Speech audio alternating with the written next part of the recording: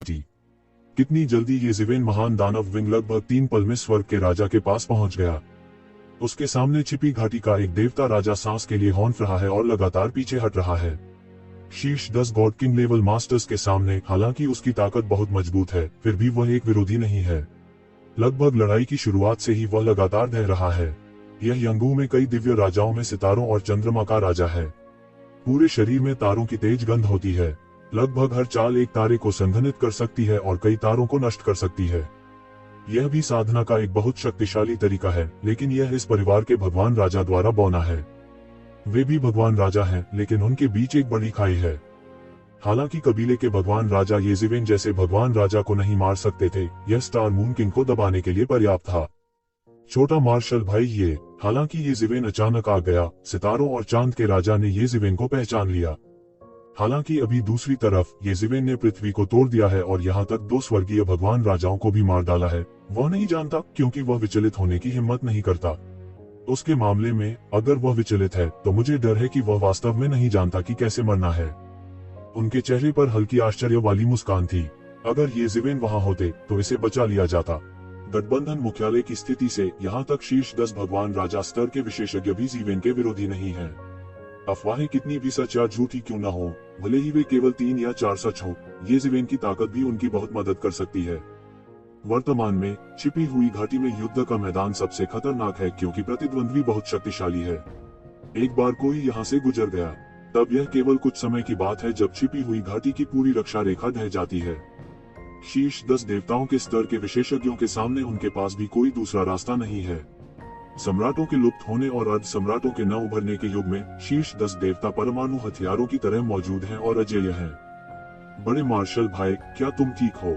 ये ज़िवेन ने पूछा। यह ठीक है, यह ठीक है। यदि आप बाद में वापस आते हैं तो मुझे कुछ करना पड़ सकता है। हा हा हा, तारा चांद राजा दिल खोलकर हंसा। वह मूल रूप से एक हंसमुख चरित्र था। अब उलटफेर की संभावना देखकर वह कैसे अप्रसन्न हो सकता है। हाँ हाँ, छोटे मार्शल भाई, देर हो चुकी है, कृपया मुझे माफ कर दो। ये ज़िवेन हंसे और कहा, आपको ज़िवेन होना चाहिए। इस समय भगवान राजा ने ये ज़िवेन को एक भारी चेहरे के साथ देखा। हाँ, मैं ये ज़िवेन हूँ। तुम बहुत बहादुर हो। चूंकि तुम मेरा नाम जानते हो, इसलिए तुमने ऐसा करने का साहस किया। ये ज़िवेन ने बिना नमक के कहा। बस अतुलनीय ठंड देखो। हम, ये ज़िवेन, बहुत अहंकारी मत बनो। आपको लगता है कि आपने सर्वनाश को हरा दिया है। आप अजेय हैं। टियाटियन परिवार के भगवान राजा ने पूरी तिरस्कार के साथ कहा। जाहिर है उन्होंने सर्वनाश पर ये ज़िवेन की जीत के बारे में कुछ भी महसूस नहीं किया। हालांकि सर्वनाश ताऊ के लिए पर्याप्त नहीं है। आप कौन हैं? तू ज़िवेन शुरू करने के लिए जल्दी नहीं किया, लेकिन सीधे पूछा और जवाब दिया। मुझे पता है कि आप टालमटोल करना चाहते हैं, लेकिन यह सब भ्रम है। क्या आपको लगता है कि इस समय हम सब यहाँ हैं? आपको यह बताने में कोई दिक्कत नहीं है। हम सिर्फ एक अग्रणी सेना है और वयस्क आपसे व्यक्तिगत रूप से निपटने के लिए आएंगे उस समय। परिवार के भगवान राजा ने कहा।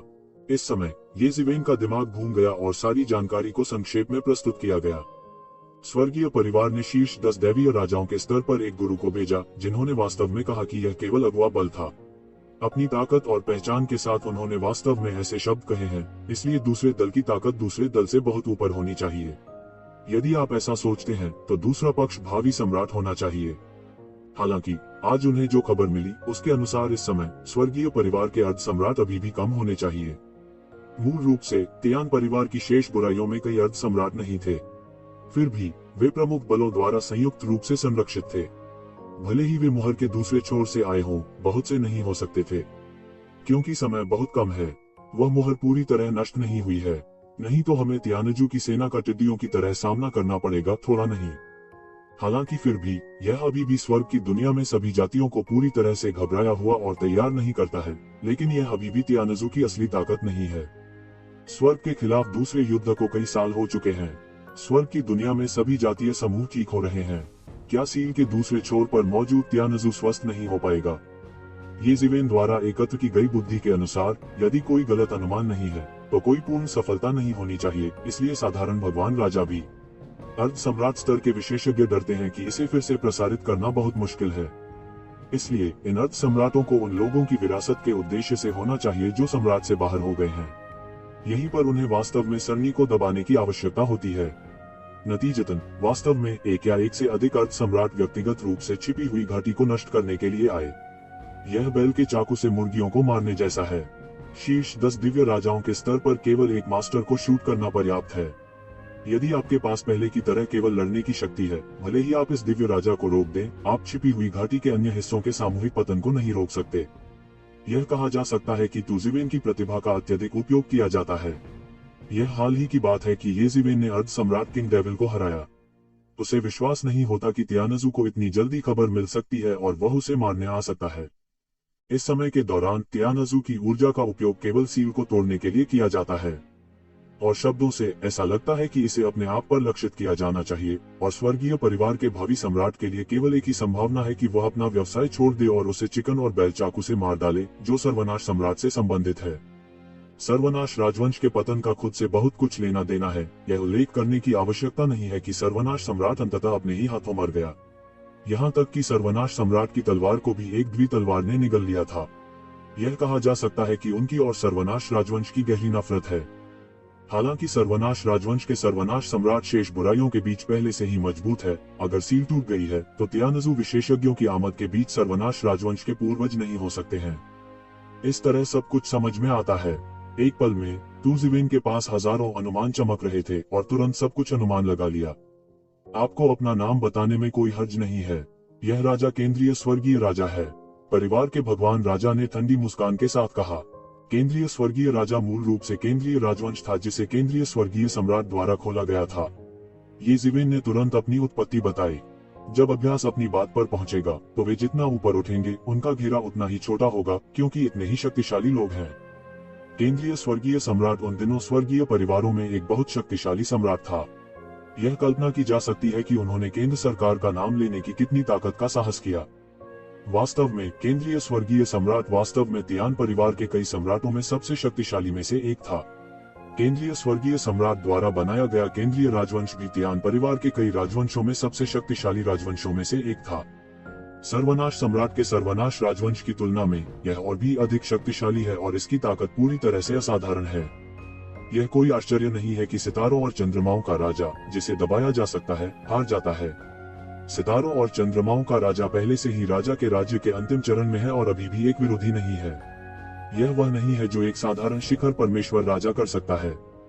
हाँ, आपके पास अभी भी कुछ अंतर्दृष्टि है। दुर्भाग्य से जब आप हिट करते हैं तो आपको लूट लिया जाना चाहिए। आप कई बार हमारे तियानजू के लिए बुरे रहे हैं। आप सर्वनाश की तलवार को निगलने का साहस करते हैं। यही तुम्हारी विपत्ति की जड़ है। एक वयस्क बेहद गुस्से में है। यहाँ रास्ते में मैं सिर्फ एक अग्रणी सेना हूँ, लेकिन यह आपको नष्ट करने के लिए पर्याप्त से अधिक है। केंद्रीय स्वर्गीय राजा ठंडेपन से मुस्कुराया और बहुत आत्मविश्वास से अपनी पीठ पर हाथ रखकर खड़ा हो गया। मुझे एक छिपी हुई घाटी को नष्ट करने के लिए व्यक्तिगत रूप से बाहर जाने की आवश्यकता नहीं थी, लेकिन मैंने सुना है कि आप सर्वनाश सम्राट को मार सकते हैं, जो कि एक पात्र भी है। मैं इसे व्यक्तिगत रूप से देखने आया था। वह केवल येजिवेन से डरता है। अगर येजिवेन नहीं है तो उसे इस स्तर के विनाश के युद्ध के लिए व्यक्तिगत रूप से बाहर जाने की आवश्यकता नहीं है। हालांकि उनकी राय में यह सामान्य है। वह सर्वनाश सम्राट के समान नहीं है। वह बिल्कुल भी समान स्तर का विरोधी नहीं है। उसने स्पष्ट रूप से उस दायरे को छुआ है और यहाँ तक अमर तांबे के राजा के साथ युद्ध भी किया है। यह एक टाई है जो स्वाभाविक रूप से असामान्य है। मुझे पता है कि आप समय में देरी करना चाहते हैं, लेकिन जितना अधिक समय आप देरी करेंगे उतना ही अधिक पछताएंगे। आपके लिए बेहतर है कि आप मेरे हाथों मर जाएं। यदि आप उस वयस्क के हाथों में पड़ जाते हैं तो आप वास्तव में जीवित या मर नहीं सकते। केंद्रीय स्वर्गीय राजा ने उपहास किया। क्या यह हास्यास्पद है कि मैं देरी करना चाहता हूँ? मैं सिर्फ यह देखना चाहता हूँ कि आप क्या कह सकते हैं। अब ऐसा लगता है कि यह लगभग वैसा ही है जैसा मैंने अनुमान लगाया था। उस स्थिति में आपको मौजूद रहने की आवश्यकता नहीं है। केंद्रीय स्वर्गीय राजा महान है। ऐसा कहा जाता है कि आप अमर तांबे के राजा के खिलाफ लड़े, लेकिन आप नहीं जानते, यहाँ तक अमर तांबे के राजा को भी नहीं पता कि यह मेरा विरोधी है। इसलिए आपको लगता है कि आप उस पर भरोसा कर रहे हैं, लेकिन आप सिर्फ मरने के लिए आ रहे हैं। उद्धरण चिन्ह। येजिवेन जोर से चिल्लाए और सीधे गोली मार दी।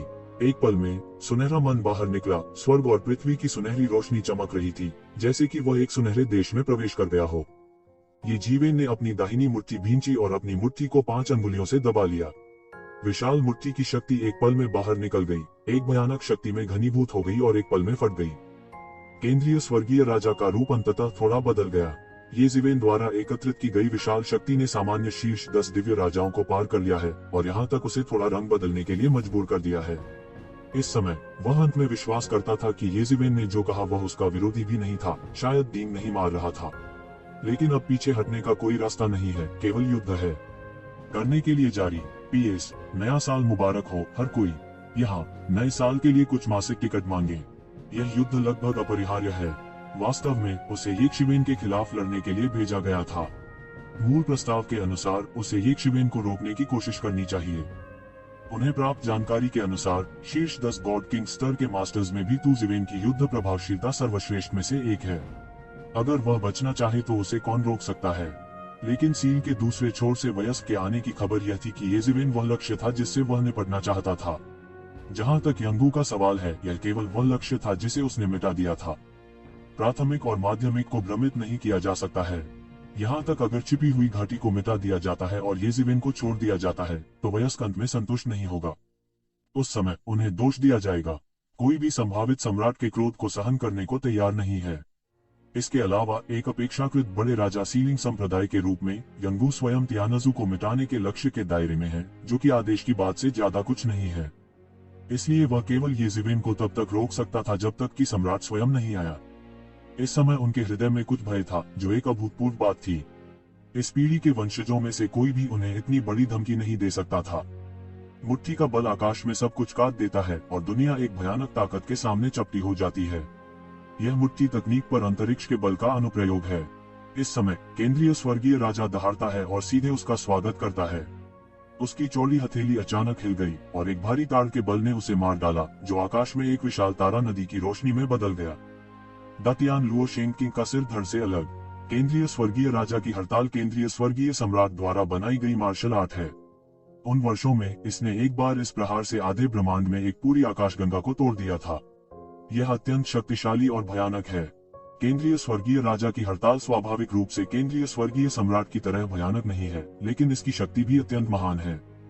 बूम! दोनों पक्ष सीधे आपस में टकरा गए और हर जगह टक्कर से चौंकाने वाले झटके और धमाका हुआ। लेकिन गतिरोध केवल एक क्षण तक चला। उस क्षण के ठीक बाद तारों की अनंत शक्ति पल भर में बिखर गई। येज़िवेन की मुट्ठी नीचे गिर गई, मुट्ठी की ताकत को मरोड़ दिया, सब कुछ तोड़ दिया और बीजिंग में अपने आक्रमण को तोड़ दिया। बड़ा आकाश लुओ पवित्र सितारा हेलीकॉप्टर पूरी तरह से टूट गया था और तुरंत केंद्रीय स्वर्गीय राजा को आश्चर्यचकित कर दिया। वह बार बार पीछे हट गया। अनगिनत तारों की शक्ति ढह गई और अनंत मन सभी दिशाओं में फूट पड़े। मेरे लिए मरो। येज़िवेन का ब्रश अचानक केंद्रीय स्वर्गीय राजा के पास गया और उसकी मुट्ठी फिर से फूट गई। मुट्ठी की ताकत फिर से एक साथ घनीभूत हो गई। प्रकाश का एक स्तंभ बन गया, आकाश में उड़ गया और पूरे आकाश में दौड़ गया, मानो आकाश में सूर्य को पूरी तरह से तोड़ देना। येज़िवेन के पीछे कुंफू के अवतार की एक छाया दिखाई दी, वह शक्तिशाली मुक्का ताकत। स्वर्ग और पृथ्वी से भरा हुआ कुंफू का एक मास्टर कुंफू का गहरा अर्थ समझा रहा है। ये कुंफू जादूगरों की तरह हैं जिन्होंने अनगिनत वर्षों तक अभ्यास किया है। अधिक मुट्ठी शक्ति 6 संसार में बदल गई, जो स्वर्ग और पृथ्वी के बीच उड़ रही थी। सफेद इंद्रधनुष जो सब कुछ के माध्यम से चलता है, स्वर्ग द्वारा एक बड़े जाल में आपस में जुड़ा हुआ है, जैसे कि उसने स्वर्ग और पृथ्वी के बीच के सभी कानूनों को बदल दिया और उसमें सब कुछ शामिल कर लिया। येज़िवेन ने यह कदम उठाया। यह 6 संसार मुट्ठी है जो सब कुछ दबा देना चाहता है। केंद्रीय स्वर्गीय राजा एक अच्छा व्यक्ति नहीं है। आखिरकार उन्हें शीर्ष 10 दिव्य राजाओं में स्थान दिया जा सकता है। यह पहले से ही उस दायरे में प्रवेश करने के कगार पर है। अन्यथा येज़िवेन के आक्रमण का जवाब देना असंभव होगा। एक लंबी गर्जना के साथ उसके पूरे शरीर का मान बाहर निकल आया और उसने दसियों हजार फीट के एक धर्म शरीर को जन्म दिया। केंद्रीय सम्राट शरीर, यह धरती को हिला देने वाला धर्म भी है। किंवदंती के अनुसार यह उस वर्ष केंद्रीय स्वर्गीय सम्राट द्वारा निर्मित एक धर्म निकाय है। यह अदम्य है और स्वर्ग और पृथ्वी के स्तर तक बढ़ सकता है। इसमें कोई कठिनाई और अजेय नहीं है। कई धर्म निकायों में कई शक्तिशाली भी हैं। इस समय येज़िवेन के आक्रमण के सामने उसके पास ऊपर आते ही केंद्रीय सम्राट का उपयोग करने का कोई तरीका नहीं था, इसलिए उसे येज़िवेन को दबाना पड़ा। उसने येज़िवेन को फिर से मारा और नीचे गिर गया। वह अभी भी महान स्वर्गीय सितारा था। हालांकि केंद्रीय सम्राट के समर्थन में उसकी शक्ति वैसी नहीं थी जैसी अभी है। प्रकाश के तहत वह एक नश्वर की तरह नहीं था, बल्कि वास्तविक केंद्रीय सम्राट की तरह लौट रहा था। बूम! सीधी टक्कर तुरंत होती है और दुनिया टकराव में एक बड़ा अंतर पैदा करती है। वास्तविक भयानक शक्ति सीधे इस अंतराल के साथ बढ़ जाती है। अनगिनत कानून टूटने से बना कानून तूफान एक पल में वापस लुढ़क गया। शक्तिशाली जोरदार क्यूई बह गया और दोनों पक्षों के कप्तानों ने आवाज की, लेकिन इस समय दोनों पक्षों को बिल्कुल भी स्थानांतरित नहीं किया गया था। विशेष रूप से ये जीवेन, हालांकि उनके शरीर का आकार दसियों हजार फीट के धर्म शरीर वाले केंद्रीय स्वर्गीय राजा से बहुत दूर है, लेकिन जब ताकत की बात आती है तो वह ऐसा नहीं सोचते हैं। ये जीवेन, जैसे ही मैं ऊपर आया, आप मुझे केंद्रीय सम्राट के शरीर का उपयोग करने के लिए मजबूर कर सकते हैं। आपको इस पर गर्व है, प्राचीन काल से केवल आपने ही यह किया है। केंद्रीय स्वर्गीय राजा ने गुस्से से कहा, क्या केंद्रीय शाही निकाय है जिसे मध्य दक्षिण और उत्तर पश्चिमी चीन में अजेय केंद्रीय शाही निकाय के रूप में जाना जाता है। ताराचंद्र राजा ने गंभीरता से कहा, उन्होंने इस सर्वोच्च धर्म शरीर मार्शल आर्ट के बारे में भी सुना है। यह स्वर्ग और पृथ्वी में अद्वितीय कौशलों में से एक है और स्वर्ग और पृथ्वी में सबसे मजबूत धर्म निकायों में से एक है। लेकिन जब वह केंद्रीय स्वर्गीय राजा के साथ लड़े तो उन्होंने इसे नहीं देखा, क्योंकि केंद्रीय स्वर्गीय राजा को उनसे निपटना था और यहाँ तक केंद्रीय सम्राट भी इसका उपयोग नहीं कर सकता था। यह कहना दुखद है, लेकिन यह सच है। केंद्रीय स्वर्गीय राजा की तुलना में जो अमर तांबे के राजा से लड़ सकता है, वह बिल्कुल भी ग्रेट नहीं है। इसलिए यह इस बिंदु पर बिल्कुल नहीं पहुंचा है। इस दिशा में केंद्रीय स्वर्गीय राजा ने जो कहा, ये जीवेन इतिहास का पहला व्यक्ति है और यह गलत नहीं है। केंद्रीय स्वर्गीय राजा केंद्रीय सम्राट में बदल गया। उसका मन बढ़ गया और उसकी सांस एक अजनबी की तरह नहीं थी। वह मजबूत और अकल्पनीय था। वह एक समय के लिए बहुत अधिक शक्तिशाली था। इस समय वह ब्रह्मांड में एकमात्र अधिपति, अजेय और अजेय था। उसकी ताकत को नंगी आंखों से भी देखा जा सकता है। ये जीवेन के हमले को उन्होंने रोका था। ये जीवेन की आंखों में एक अप्रत्याशित रूप चमक उठा। केंद्रीय सम्राट का शरीर भी धर्म साधना का एक अत्यंत शक्तिशाली तरीका है। यह वाकई रहस्यमय है। यह वास्तव में उचित है कि केंद्रीय सम्राट के शरीर पर भरोसा करके केंद्रीय स्वर्गीय सम्राट अजेय हो सकता है। मरना। केंद्रीय स्वर्गीय राजा की आंखें प्रकाश की एक गेंद में फट गईं और उसके हाथ अचानक फट गए। एक समय के लिए उसने अंतरिक्ष को भी जीवित कर दिया। उसने महान त्यानलुओ पवित्र तारे पर प्रहार किया और सीधे उसे काट दिया। यहाँ तक उसने यक्षिवेन को मारने के लिए उसकी छाती पर वार किया। केंद्रीय सम्राट का शरीर वास्तव में अच्छा है, लेकिन इस तरह यह अभी भी बहुत कमजोर है। ये जीवेन ने ठंडी सूंघी और उसके बड़े हाथ ने अचानक उसे पकड़ लिया। उसने आकाश को ढक दिया और सूर्य को मौके पर ही रोक दिया, स्वर्ग और पृथ्वी को पकड़ लिया और फिर सीधे बड़े त्यानलुओ पवित्र तारे को ये जीवेन पर गिरा दिया। मैं इस तरह के प्रहार से अपने हमले को रोकना चाहता हूँ। जब केंद्रीय स्वर्गीय राजा ने सुना कि ये जीवेन ने कहा कि वह बहुत कमजोर है, तो उसकी आंखें अचानक लाल हो गईं। वह यह बर्दाश्त नहीं कर सकता था कि दूसरे उसे इस तरह नजरअंदाज करें। तुरंत उसके हाथ आकाश और पृथ्वी को काटते हुए अनंत तारों में फट गए और फिर बिजली की गति से यक्षिवेन की ओर गिरे। टकराना। जोर की आवाज के साथ यक्षिवेन अपनी जगह पर खड़े हो गए और हिले नहीं। उसने सीधे उसके पीछे शैतान के पंथ के साथ उसकी रक्षा की और केंद्रीय स्वर्गीय राजा का आक्रमण पूरी तरह से अवरुद्ध हो गया। दानव पंथ की शक्ति से यह लगभग अजेय और अजेय है। भयानक कुछ भी नहीं है। मैंने कहा है कि इस हद तक आप अभी भी मुझे हराने से बहुत दूर हैं। मैं आपको यह भी बता सकता हूं कि भले ही आपका वयस्क आ जाए, मैंने भावी सम्राट को हरा दिया है। ये जीवेन जोर से चिल्लाई और उसका पूरा शरीर चमक रहा था। एक तलवार का विचार उसके छिद्रों से निकला और फिर उसके हाथ से निकल गया। मास्टर तलवार का उद्देश्य स्वर्ग और पृथ्वी के बीच से निकलना था। क्षण भर में यह स्वर्ग और पृथ्वी पर हावी हो जाएगा और फिर इसे सीधे काट देगा। क्या तुमने भावी सम्राट को हरा दिया है? केंद्रीय स्वर्गीय राजा हैरान था। यह असंभव है। आप सिर्फ एक भगवान राजा हैं। यदि आप अधिक शक्तिशाली हैं, तो भी आप अर्थ सम्राट को नहीं हरा सकते। यहाँ तक मैं भी ऐसा नहीं कर सकता। आप ऐसा क्यों कर सकते हैं? उद्धरण चिन्ह। इस समय जब वह अभी भी सदमे में था, तू जीवेन ने उसे हवा में मार डाला था और फिर उसे एक अनंत तलवार से दबा दिया था। केंद्रीय स्वर्गीय राजा के धर्म शरीर के चारों ओर सुरक्षात्मक शरीर और जोरदार क्यूई सभी को उड़ा दिया गया और आगे कुचल दिया गया। यहाँ तक उसके सभी विरूपण साक्ष्य कवच एक एक करके फट गए, जिसका कोई फायदा नहीं हुआ। ये जीवेन के भयानक दबाव में कोई विरोध नहीं कर सकता। यह इतना शक्तिशाली कैसे हो सकता है? केंद्रीय स्वर्गीय राजा ने तुरंत इस भयानक दबाव को महसूस किया और यक्षिवेन द्वारा लगभग कुचल दिया गया। उसकी आंखों में अद्भुत प्रकाश फूट पड़ा। ये जीवेन को भेदने और ये जीवेन के आक्रमण को तोड़ने के लिए एक दिव्य किरण बन गई। मैंने सारी तरकीबें दबा दी हैं। ये जीवेन जोर से चिल्लाया, आकाश से गिर गया, अपने हाथों को नीचे गिरा दिया, सभी पक्षों को दबा दिया और अपने हाथ की हथेली पर सुनहरी रोशनी को फोड़ दिया। केंद्रीय स्वर्गीय राजा के आक्रमण को पूरी तरह से तोड़ दिया, जो एक झिलमिलाहट में नष्ट हो गया था। एक आंख। कितना शक्तिशाली बल है। केंद्रीय स्वर्गीय राजा ने देखा कि उसका आक्रमण एक पल में टूट गया। वह कैसे नहीं समझ सकता कि वह लगभग एक वर्ग लोहे की प्लेट से मिला था। उन्होंने येज़िवेन के शब्दों पर भी विश्वास किया कि उन्होंने अर्ध सम्राट को हराया था। सबसे पहले येज़िवेन को झूठ बोलने की जरूरत नहीं है, विशेष रूप से यह एक प्रहार झूठ। इससे भी महत्वपूर्ण बात यह है कि ऐसी ताकत उन लोगों की तुलना में अधिक मजबूत है जिन्होंने अर्ध साम्राज्यवादी दायरे में कदम रखा है, जो स्पष्ट रूप से अर्ध साम्राज्यवादी दायरे की युद्ध प्रभावशीलता में स्पष्ट रूप से कदम रख चुके हैं। तुरंत उसकी आंखें मृत सन्नाटे से भर गईं। उसे येज़िवेन ने केवल एक चाल से दबा दिया और आत्मविश्वास खो दिया। अगर ताकत का अंतर बहुत छोटा है तो वास्तव में इसे देखना मुश्किल है, लेकिन इसके विपरीत अगर ताकत का अंतर बहुत बड़ा है तो यह जल्द ही देखा जाएगा। कितना शक्तिशाली बल है, मैं गलत नहीं हूँ। क्या यह स्वर्ग का मार्ग नहीं है? यह कौन सी मार्शल आर्ट है? यह इतना शक्तिशाली कैसे हो सकता है? इतना मजबूत? नहीं, हम युद्ध के मैदान के करीब नहीं आ सकते। येज़िवेन के हमले से यिन वैली और तियान परिवार दोनों के विशेषज्ञ हैरान थे, लेकिन वे युद्ध के मैदान के करीब नहीं जा सके। विशेष रूप से तियान परिवार के विशेषज्ञ केंद्रीय स्वर्गीय राजा की मदद और सहायता के लिए सीधे पहुंचे, लेकिन वे बाद की लहरों में बह गए और बिल्कुल पास नहीं आ सके। लेकिन उन्होंने केवल केंद्रीय स्वर्गीय राजा को चीखते और आधे घुटने टेकते देखा। वो येज़िवेन के भयानक दबाव हमले का समर्थन नहीं कर सका। उसका 1 करोड़ फुट ऊंचा धर्म शरीर येज़िवेन के सामने किसी काम का नहीं था। वह सीधे गिरी और पल भर में टूट गई। बूम! तू ज़ीवेन के बड़े हाथ ने सीधे उसे तोड़ा और फिर उसे बधिया कर दिया और सीधे उन तियान परिवार के विशेषज्ञों के हाथों में गिर गया। एक समय के लिए सैकड़ों तियान परिवार के विशेषज्ञ सीधे उड़ा दिए गए और खून की धुंध में बदल गए। लानत है, धिक्कार है। केंद्रीय स्वर्गीय राजा बार बार चिल्लाया और दूरी में अपने शरीर को पुनर्गठित किया, लेकिन उसका चेहरा बहुत पीला पड़ गया था। अभी अभी हुए हमले में वह पल भर में बार बार चीख पड़ा। ऐसा कैसे हो सकता है? यहाँ तक किंग राजवंश के चंद्रमा के राजा की भी आंखें सीधी थीं। न केवल वह, बल्कि यंगू और त्यानजू के स्वामी भी लगभग मौत से डर गए थे। अचानक उसने उस गुरु को हरा दिया जो अनगिनत वर्षों से प्रसिद्ध था। क्या वह सच में राक्षस है? हालांकि मैं लंबे समय से जानता हूं कि येज़िवेन बहुत मजबूत है, यह इतना मजबूत नहीं है कि यह काफी मजबूत हो।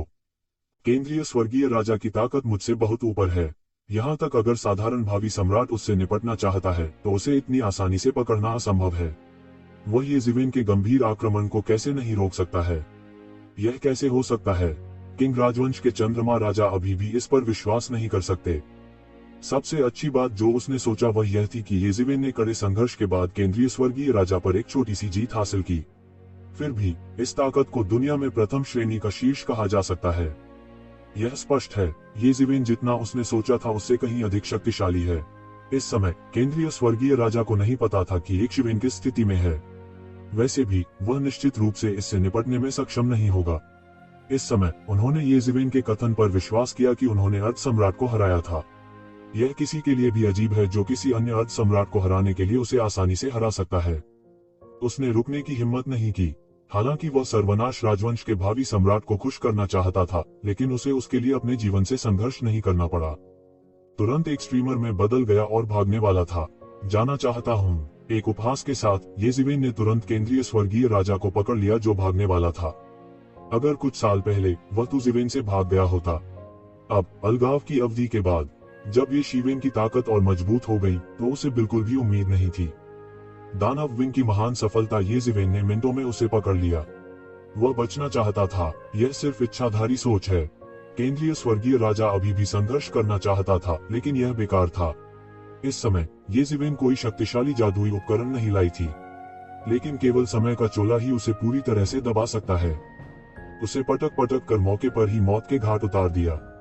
दुनिया खामोश थी। एक पल के लिए एक शक्तिशाली अर्ध सम्राट जो कभी अजेय था आसानी से मारा गया। कितनी चौंकाने वाली बात है। मैं वास्तव में मर चुका हूँ, छोटे मार्शल भाई। ये सामान्य प्रवृत्ति बन गई है, सामान्य प्रवृत्ति बन गई है। उन पर भरोसा किए बिना। इसके विपरीत उन्हें भविष्य में येज़िवेन पर भरोसा करना पड़ सकता है। यह सब लंबा है, लेकिन वास्तव में इसमें थोड़ा समय लगा। येज़िवेन के उद्भव से लेकर केंद्रीय स्वर्गीय राजा की हत्या तक इसे सफल होने में केवल कुछ ही समय लगा। शहर के केंद्रीय स्वर्गीय राजा को मारने के बाद येज़िवेन नहीं रुका। वह मौके पर ही उड़ गया और अन्य स्वर्गीय राजाओं पर टूट पड़ा। यद्यपि केंद्रीय स्वर्गीय राजा उसके द्वारा मारा गया है, अन्य दिव्य राजा पीछे नहीं हटे हैं या यहाँ बुरी खबर नहीं मिली है। स्वाभाविक रूप से इतनी आसानी से पीछे हटना असंभव है। इस समय वे अभी भी मारने के लिए संघर्ष कर रहे हैं। येज़िवेन के नेतृत्व में अन्य स्वर्गीय ईश्वरीय राजाओं के लिए किसी भी तूफान को विफल करना असंभव है। हालांकि येज़िवेन द्वारा आसानी से उनका सिर काट दिया गया था और उनके शरीर येज़िवेन द्वारा एकत्र किए गए थे। ईश्वर राजा के नेतृत्व के बिना अन्य स्वर्गीय परिवार की सेनाएं हजारों मील दूर पराजित हो गईं। वे विरोधी कतई नहीं थे। पलक झपकते ही वे पूरी तरह से पीछे हट गए थे। पीछा करने और मारने की एक श्रृंखला के बाद यिंगू ने अपने सैनिकों को रोक दिया। यहाँ तक अगर उसने पीछा नहीं किया और अंत तक नहीं मारा तो कुछ ही तियानजू विशेषज्ञ थे जो बच सकते थे, 10 में से 1 या 2। क्रोधित यिंगू सेना ने बाकी सभी का सफाया कर दिया। फिर उन लोगों के अलावा जो ड्यूटी पर थे, छिपे हुए घाटी के भगवान के ऊपर के विशेषज्ञ एक के बाद एक इकट्ठा हुए और छिपी हुई घाटी में एक छोटी सी दुनिया में एक बैठक की। इससे पहले अराजकता बहुत अचानक आई थी, इसलिए वे चौकन्ना हो गए और उनके पास अधिक प्रतिक्रिया करने का समय नहीं था। उन्होंने बस सहज रूप से विरोध किया। अब आगे क्या करना है, इस पर चर्चा करने के लिए एक बैठक आयोजित करने का समय आ गया है। हिडन वैली के प्रसिद्ध पक्ष के कई शीर्ष विशेषज्ञ एक साथ इकट्ठे हुए हैं और बैठक कर रहे हैं। और जो लोगों पर बैठते हैं वे स्वाभाविक रूप से कई शक्तिशाली परमेश्वर राजा हैं। यह कहना होगा कि घटनाओं की एक श्रृंखला के बाद, विशेष रूप से पिछली सेना के नुकसान के बाद, छिपी हुई घाटी की ताकत को भी बहुत नुकसान हुआ है। शिखर की तुलना में यह कम हो गया है और इसने एक अजेय परमेश्वर राजा को सीधे नुकसान पहुंचाया है। इस तरह के नुकसान को दिल पर उत्कीर्ण के रूप में वर्णित किया जा सकता है। सौभाग्य से इस बार येज़िवेन ने न केवल भगवान राजा बनने के लिए प्रचार किया, बल्कि अर्ध सम्राट स्तर की युद्ध प्रभावशीलता भी थी, जिसे अतीत के लिए बनाने के रूप में माना जा सकता है। इसके अलावा नई पीढ़ी जैसे बंदर भी बढ़ रहे हैं और कोई उत्तराधिकारी नहीं है। येज़िवेन के अलावा सबसे तेज पदोन्नति जियो कुनपेंग है। इस समय वह दरवाजे से केवल 1 फुट की दूरी पर भगवान राजा के दायरे में कदम रख सकता है। अब वह बंद है, इसलिए इतने बड़े युद्ध ने भी उसे परेशान नहीं किया, क्योंकि जब तक वह सफल होता है, छिपी हुई घाटी में एक और भगवान राजा हो सकता है। इसके अलावा आपके भगवान, छिपी हुई घाटी में थोड़े समय में 3 और भगवान राजा हैं, और छिपी हुई ताकत में अभी भी कुछ सुधार हुआ है। हालांकि इसने एक गॉड किंग को नुकसान पहुंचाया, लेकिन इसने समग्र स्थिति को नुकसान नहीं पहुंचाया, विशेष रूप से येज़िवेन की ताकत को, जो और भी आश्चर्यजनक था। अप्रत्याशित रूप से वास्तविक अराजक समय बिना किसी चेतावनी के आ गया है। इस समय हिंसक वानर राजा बोला। यहाँ तक उन्होंने भी, जो हमेशा आशावादी रहे हैं, ऐसे शब्द कहे। अंदाजा लगाया जा सकता है कि मौजूदा स्थिति कितनी अराजक है। यह अतीत नहीं है, लेकिन कुछ ताकतों के बीच संघर्ष कभी नहीं थमा है। यहाँ तक यंगू और अन्य ताकतों के बीच संघर्ष भी कभी नहीं रुका। अब यह एक आतंकवादी युद्ध है जो सारे स्वर्ग और सारे संसार में फैल गया है। हजारों वर्षों से छिपी हुई घाटी की नींव को नष्ट करना एक लापरवाह व्यक्ति के लिए असामान्य नहीं है। स्वर्ग के खिलाफ पिछले 2 युद्धों में छिपी हुई घाटी के स्तर पर कई ताकतें हैं जो अंततः गायब हो गईं। हमें जो जानकारी मिली है उससे यह होना चाहिए कि जमीन की सील टूट गई है। राजा जिनपिंग ने उदास चेहरे के साथ कहा कि युद्ध बहुत खतरनाक था। यदि येज़िवेन समय पर वापस नहीं आए तो मुझे डर है कि छिपी हुई घाटी वास्तव में हजारों मील दूर गिर जाएगी। भले ही तियानजू को भगाने के लिए अनगिनत विवरणों का इस्तेमाल किया गया हो, मुझे डर है कि अंतिम नुकसान छोटा नहीं होगा। सील की गई जमीन को कैसे तोड़ा जा सकता है? क्या कोई मजबूत अर्ध सम्राट वहां पहरा नहीं दे रहा है? हमें कोई खबर नहीं है। इस समय एक भगवान ने अतुलनीय रूप से कहा, सील भूमि में सम्राटों की मुहरें हैं। यदि आप सम्राटों की मुहरों को पूरी तरह से तोड़ना चाहते हैं, तो यह सम्राटों की विरासत के पूर्ण पतन से अधिक अविश्वसनीय और चौंकाने वाला कैसे हो सकता है? वास्तव में यह बहुत अजीब है, हिंसक वानर राजा ने कहा। यद्यपि हम नहीं जानते कि सील भूमि कहाँ है। यदि मुहर के साथ कोई समस्या है तो मुहर भूमि को पहली बार में समाचार भेजना चाहिए, लेकिन हमें कोई समाचार प्राप्त नहीं हुआ है, इसलिए परिणाम बहुत स्पष्ट होना चाहिए। यह बहुत संभावना है कि स्वर्गीय परिवार की शेष बुराइयों ने पहले सील भूमि को पाया और फिर प्रत्येक भावी सम्राट गार्ड की रक्षा को तोड़ दिया, उन निर्वासित स्वर्गीय परिवारों को रिहा कर दिया। उद्धरण चिन्ह, यह सबसे अधिक संभावना वाला अनुमान है। अन्यथा यदि मुहर के साथ कोई समस्या है तो यह निश्चित रूप से असंभव है कि अल्पावधि में कोई समस्या होगी। एक जंग प्रक्रिया होनी चाहिए। अगर सील वाली जगह पर कोई समस्या आती है तो सभी प्रमुख बलों को इस पर चर्चा करने के लिए सूचित किया जाएगा। आखिरकार इस मुहर का मामला स्वर्ग के अंत की सुरक्षा से संबंधित है। कोई भी आसानी से गड़बड़ करने की हिम्मत नहीं करता, इसलिए असली वजह का अंदाजा लगाना मुश्किल नहीं है। स्वर्ग की दुनिया में तियानजू के केवल शेष पाप उम्मीद करते हैं कि तियानजू वापस आ जाएगा, लेकिन तियानजू की शेष बुराइयों में सम्राटों की मुहरों को तोड़ने की क्षमता कैसे हो सकती है? मुझे डर है कि वे अर्ध सम्राटों द्वारा व्यवस्थित रक्षा के माध्यम से भी नहीं तोड़ सकते। कुछ भगवान ने अविश्वसनीय रूप से कहा। स्वर्गीय परिवार की बची हुई बुराइयों की ताकत को इतने लंबे समय से समझाया गया है। आप कैसे नहीं जान सकते कि उसमें ऐसी क्षमता नहीं होनी चाहिए। आखिरकार स्वर्ग के खिलाफ युद्ध के बाद सभी जातीय समूहों की सबसे कुलीन ताकतों को वहां रखा गया और आसानी से तोड़ा नहीं जा सकता था। जब तक यह सम्राट का शरीर नहीं है। इस समय तूजिवेन ने अचानक कहा। जब तक कि यह एक सम्राट की लाश न हो। इस समय येजिवेन ने अचानक कहा। सबकी निगाहें एक ही बार में आकर्षित हो गईं। उस सम्राट की लाश पर सबने एक साथ प्रतिक्रिया दी। उन्होंने जो कहा वह होना चाहिए। सभी जातीय समूहों की मित्र देशों की सेना का पिछला पतन काफी हद तक सम्राट की लाश के कारण हुआ था। यदि यह केवल ताओवादी उपकरणों की पुनर्प्राप्ति होती तो इससे इतनी बड़ी हार नहीं होती। आखिरकार हालांकि सभी जातीय समूहों की मित्र सेना अच्छी तरह से तैयार नहीं थी, फिर भी ताओवादी उपकरण ठीक हो रहे थे और एक ही समय में लड़ रहे थे। यह सम्राट की लाश थी जिसने सभी जातीय समूहों की मित्र देशों की सेना को हर तरह से हराया। यदि येजिवेन नियंत्रण के पीछे नहीं थे तो परिणाम अधिक गंभीर और अकल्पनीय होंगे। इस समय येजिवेन ने बहुत देर तक सोचा। त्यानजू गठबंधन की स्थिति के अनुसार भले ही उसे सील मिल जाए, यह सील को तोड़ने के लिए पर्याप्त नहीं होना चाहिए। मुहरबंद भूमि में ताकत सामान्य सम्राटों की विरासत से अधिक शक्तिशाली होती है। एक सम्राट के बजाय कई सम्राटों द्वारा छोड़े गए कई साधन और विवरण हैं, जिन्हें त्यानजू के शेष पापों से बिल्कुल भी नहीं खाया जा सकता है। यह एक बहुत ही यथार्थवादी बात है और जब उनके पास समाचार जारी करने का समय नहीं होता है तो वे सीलबंद जगह को तोड़ सकते हैं। यहाँ तक एक चुपके हमले के लिए भी बड़ी ताकत की आवश्यकता होती है। इस प्रकार एकमात्र संभावित उत्तर सम्राट की लाश हो सकती है। केवल इस तरह से ही सब कुछ वास्तव में वाजिब हो सकता है। तूजिवेन क्या सोच सकता है? अन्य लोगों ने तूजिवेन के स्मरण के बाद एक ही बार में इसके बारे में सोचा और जब उन्होंने इसके बारे में सोचा तो वे सभी कांप उठे। हालांकि मुझे नहीं पता कि त्यानजू सम्राट की लाश को किस तरह से आग्रह करता था, यह वास्तव में बहुत संभव है। अब ऐसा कहने का कोई मतलब नहीं है। हम नहीं जानते कि सील भूमि में क्या हो रहा है। येजिवेन ने आगे कहा, अब इस बात में उलझना नहीं है कि सीलबंद जमीन कैसे तोड़ी गई। हाँ, अब इसकी जांच करने का समय नहीं है। राजा जिनपिंग ने कहा, अब सभी इलाके युद्ध की लपटों में गिर गए हैं और हमें डर है कि हम बिल्कुल भी नहीं बच सकते। कई राजा भी एक के बाद एक बौहें चढ़ाते थे और उनका मिजाज कुछ खास अच्छा नहीं था। साधारण संकट काल में भी अपने राजा पंथ की शक्ति से दियाओयुताई पर बैठने के लिए पर्याप्त कोई दुश्मन उनकी नींद को हिला नहीं सकता।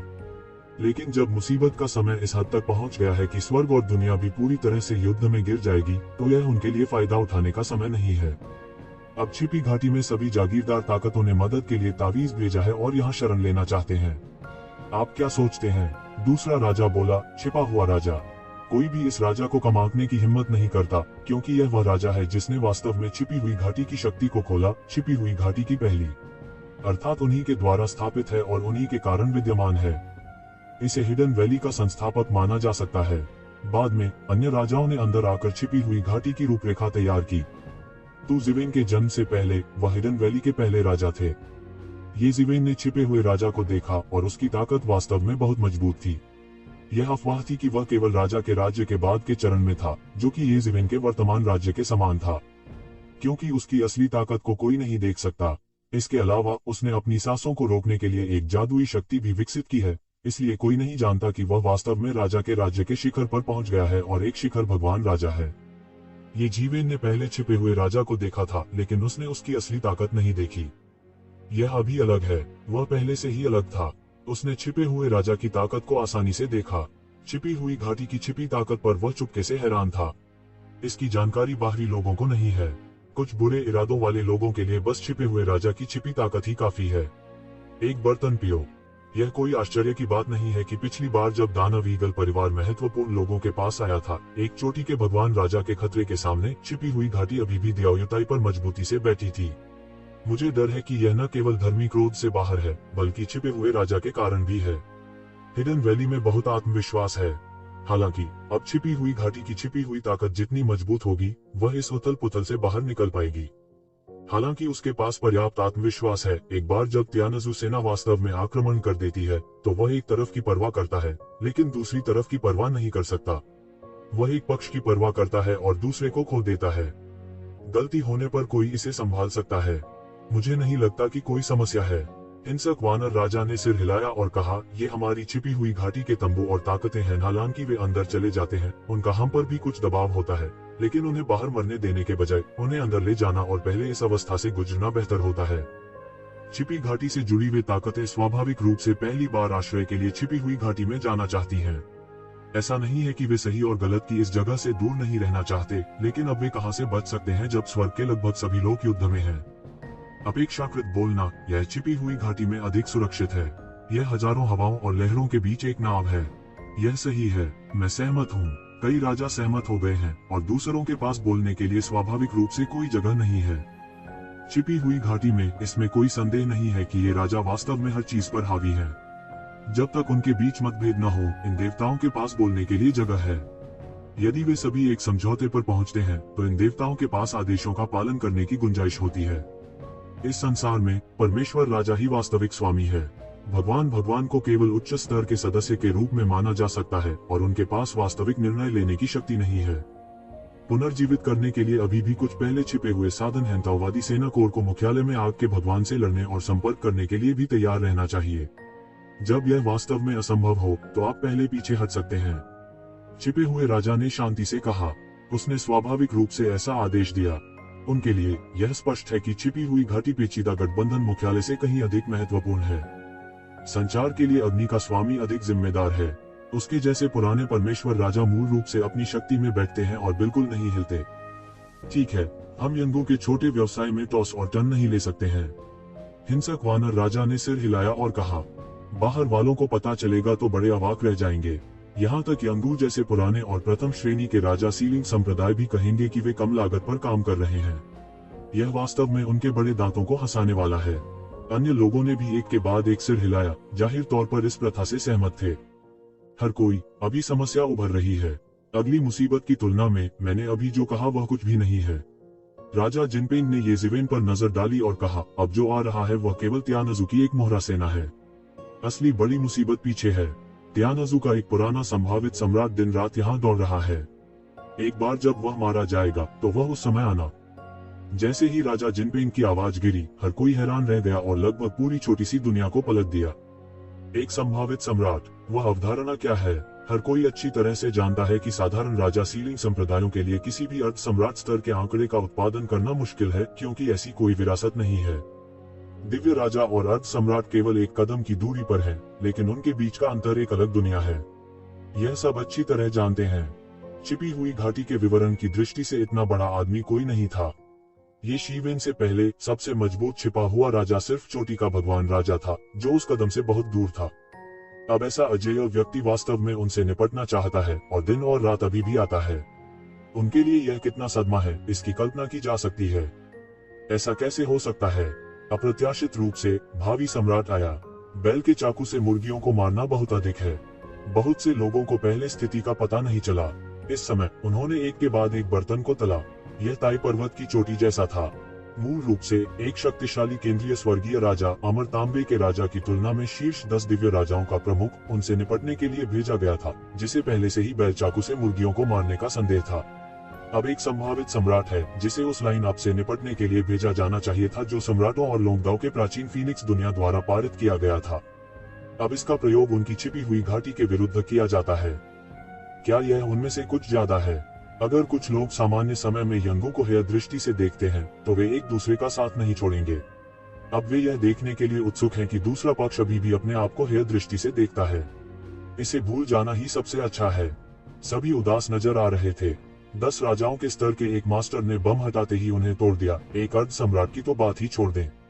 क्या छिपी हुई घाटी, जो अनगिनत वर्षों से विरासत में मिली है, वास्तव में दरवाजा तोड़ने वाली है? बोलते हुए, यह भी मेरे द्वारा की गई परेशानी है।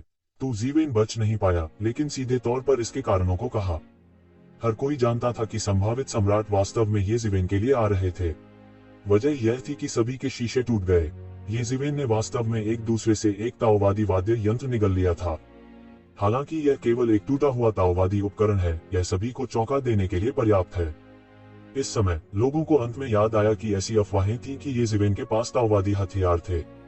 यह इस ताओवादी हथियार के साथ था कि तू जीवेन अजेय हो सकता था। हालांकि ये केवल अफवाहें हैं। हालांकि छिपी हुई घाटी का एक लंबा इतिहास है। ड्रैगनवीड जैसे सम्राटों की विरासत की तुलना में अभी भी एक अंतर है। नाग की तलवार और समय के वस्त्र की समझ काफी सीमित है। इसके अलावा कई राजा मौजूद नहीं थे और उस समय उन्हें देखा नहीं जा सकता था। इसलिए इन खबरों के लिए हिडन वैली को एक किंवदंती माना जाता है। भले ही छिपी हुई घाटी में एक द्वि तलवार प्राप्त हुई हो, वे वास्तव में एक द्वि तलवार के अस्तित्व को नहीं जानते हैं। केवल छिपे हुए राजा ने क्या अनुमान लगाया। शुरुआत में उन्होंने यहाँ छिपी हुई घाटी का निर्माण करने का कारण यह बताया कि हालांकि यह शुरुआत में उनके लिए एकांत में रहने के लिए सुविधाजनक जगह थी, लेकिन उन्होंने अन्य जगहों के बजाय ऐसी जगह को चुना। एक बड़ा कारण यह था कि उन्होंने यहाँ ताओवादी हथियारों की कथा सुनी थी, लेकिन वह वर्षों से इसे प्राप्त नहीं कर पाए थे। धीरे धीरे उसका दिमाग धीरे धीरे बंद हो गया। छिपे हुए राजा ने येज़ेवेन को देखा और सोचा कि क्या यह पौराणिक जादू का हथियार है। वह केवल अपने दिल में आहें भर सकता था। उसे यह इतने सालों तक नहीं मिला और तू जीवेन को उसके आने के कुछ ही समय बाद मिला। बस यही कहा जा सकता है कि यही नियति है। लोग अभी भी लगातार सदमे में हैं। येज़ेवेन न केवल एक ताओवादी वाद्य यंत्र की मालकिन है, बल्कि उन्होंने ऐसे काम भी किए हैं जिससे सभी पक्ष हैरान रह गए। कोई आश्चर्य नहीं कि तियानजू छिपी हुई घाटी को नष्ट करने के लिए कोई कसर नहीं छोड़ेगा। यह पता चला है कि ऐसे कारक हैं। यदि आप स्वयं को बदलते हैं तो मुझे डर है कि आप एक दूसरे को आसानी से जाने नहीं देंगे। अब सबकी निगाहें येज़ेवेन पर हैं। यह परेशानी एक शिवेन के कारण हुई है। यद्यपि तियानजू आक्रमण सामान्य प्रवृत्ति है, इसने भावी सम्राट का ध्यान आकर्षित किया है। वास्तव में येज़ेवेन के अलावा कोई नहीं है। हर कोई देखेगा कि तू ज़िवेन इसे कैसे हल करेगी।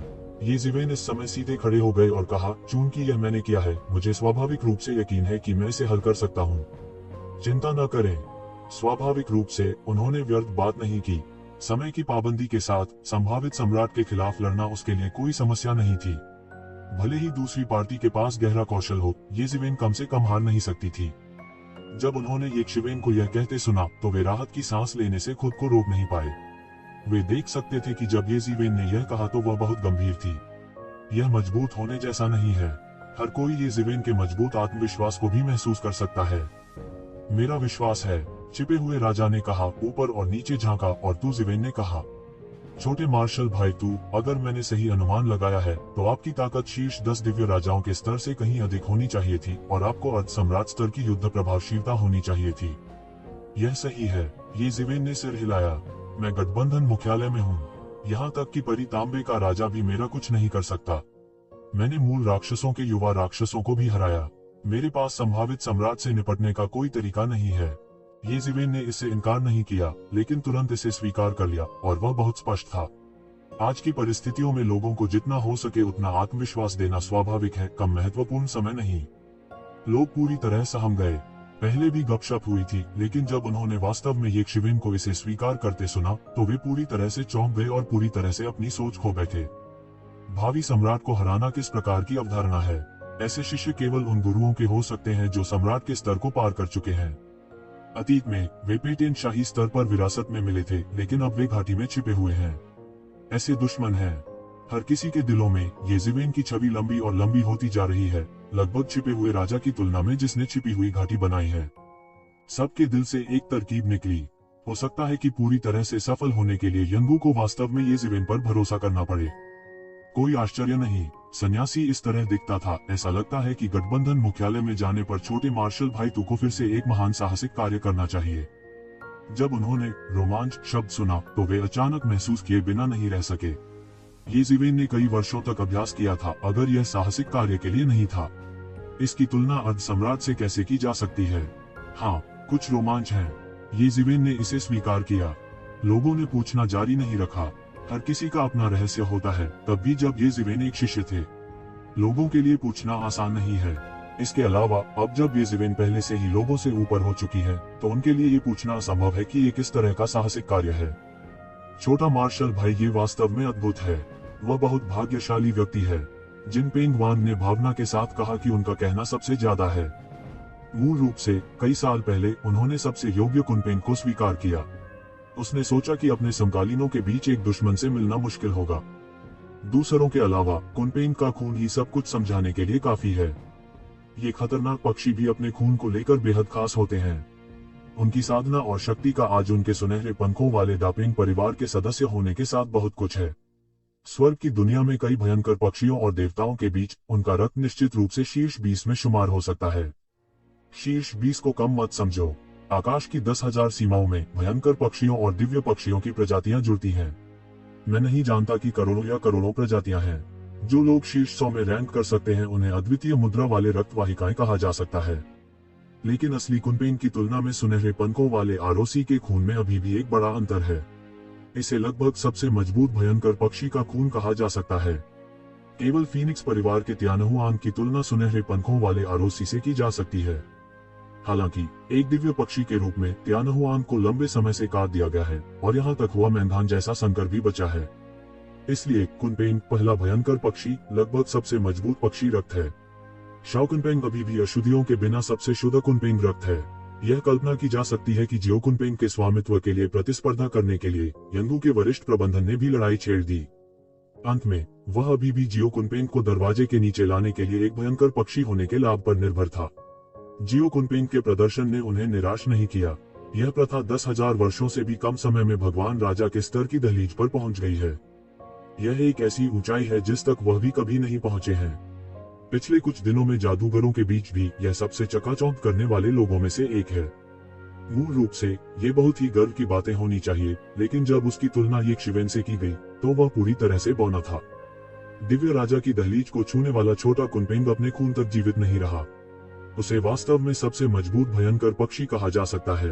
हालांकि यदि आप इसे इस तरह देखते हैं तो ये जीवेन क्या है जिसने अर्ध सम्राट की दहलीज को छुआ है। यह केवल राक्षसों द्वारा वर्णित किया जा सकता है।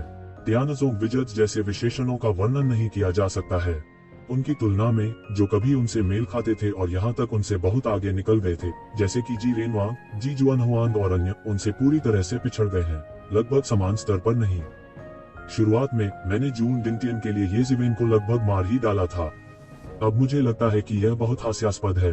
अगर जून डिंगटियन अभी भी जीवित है तो मुझे डर है कि ये जीवेन के जूते उठाने के योग्य भी नहीं है। यहाँ तक वे लोग भी जो कभी ऊंचे खड़े होकर ये शिवेन के भाग्य का फैसला करते थे, अब केवल उनकी ओर देख सकते हैं। कुछ देर तो यही सोचते सोचते उसने खूब आह भी भरी।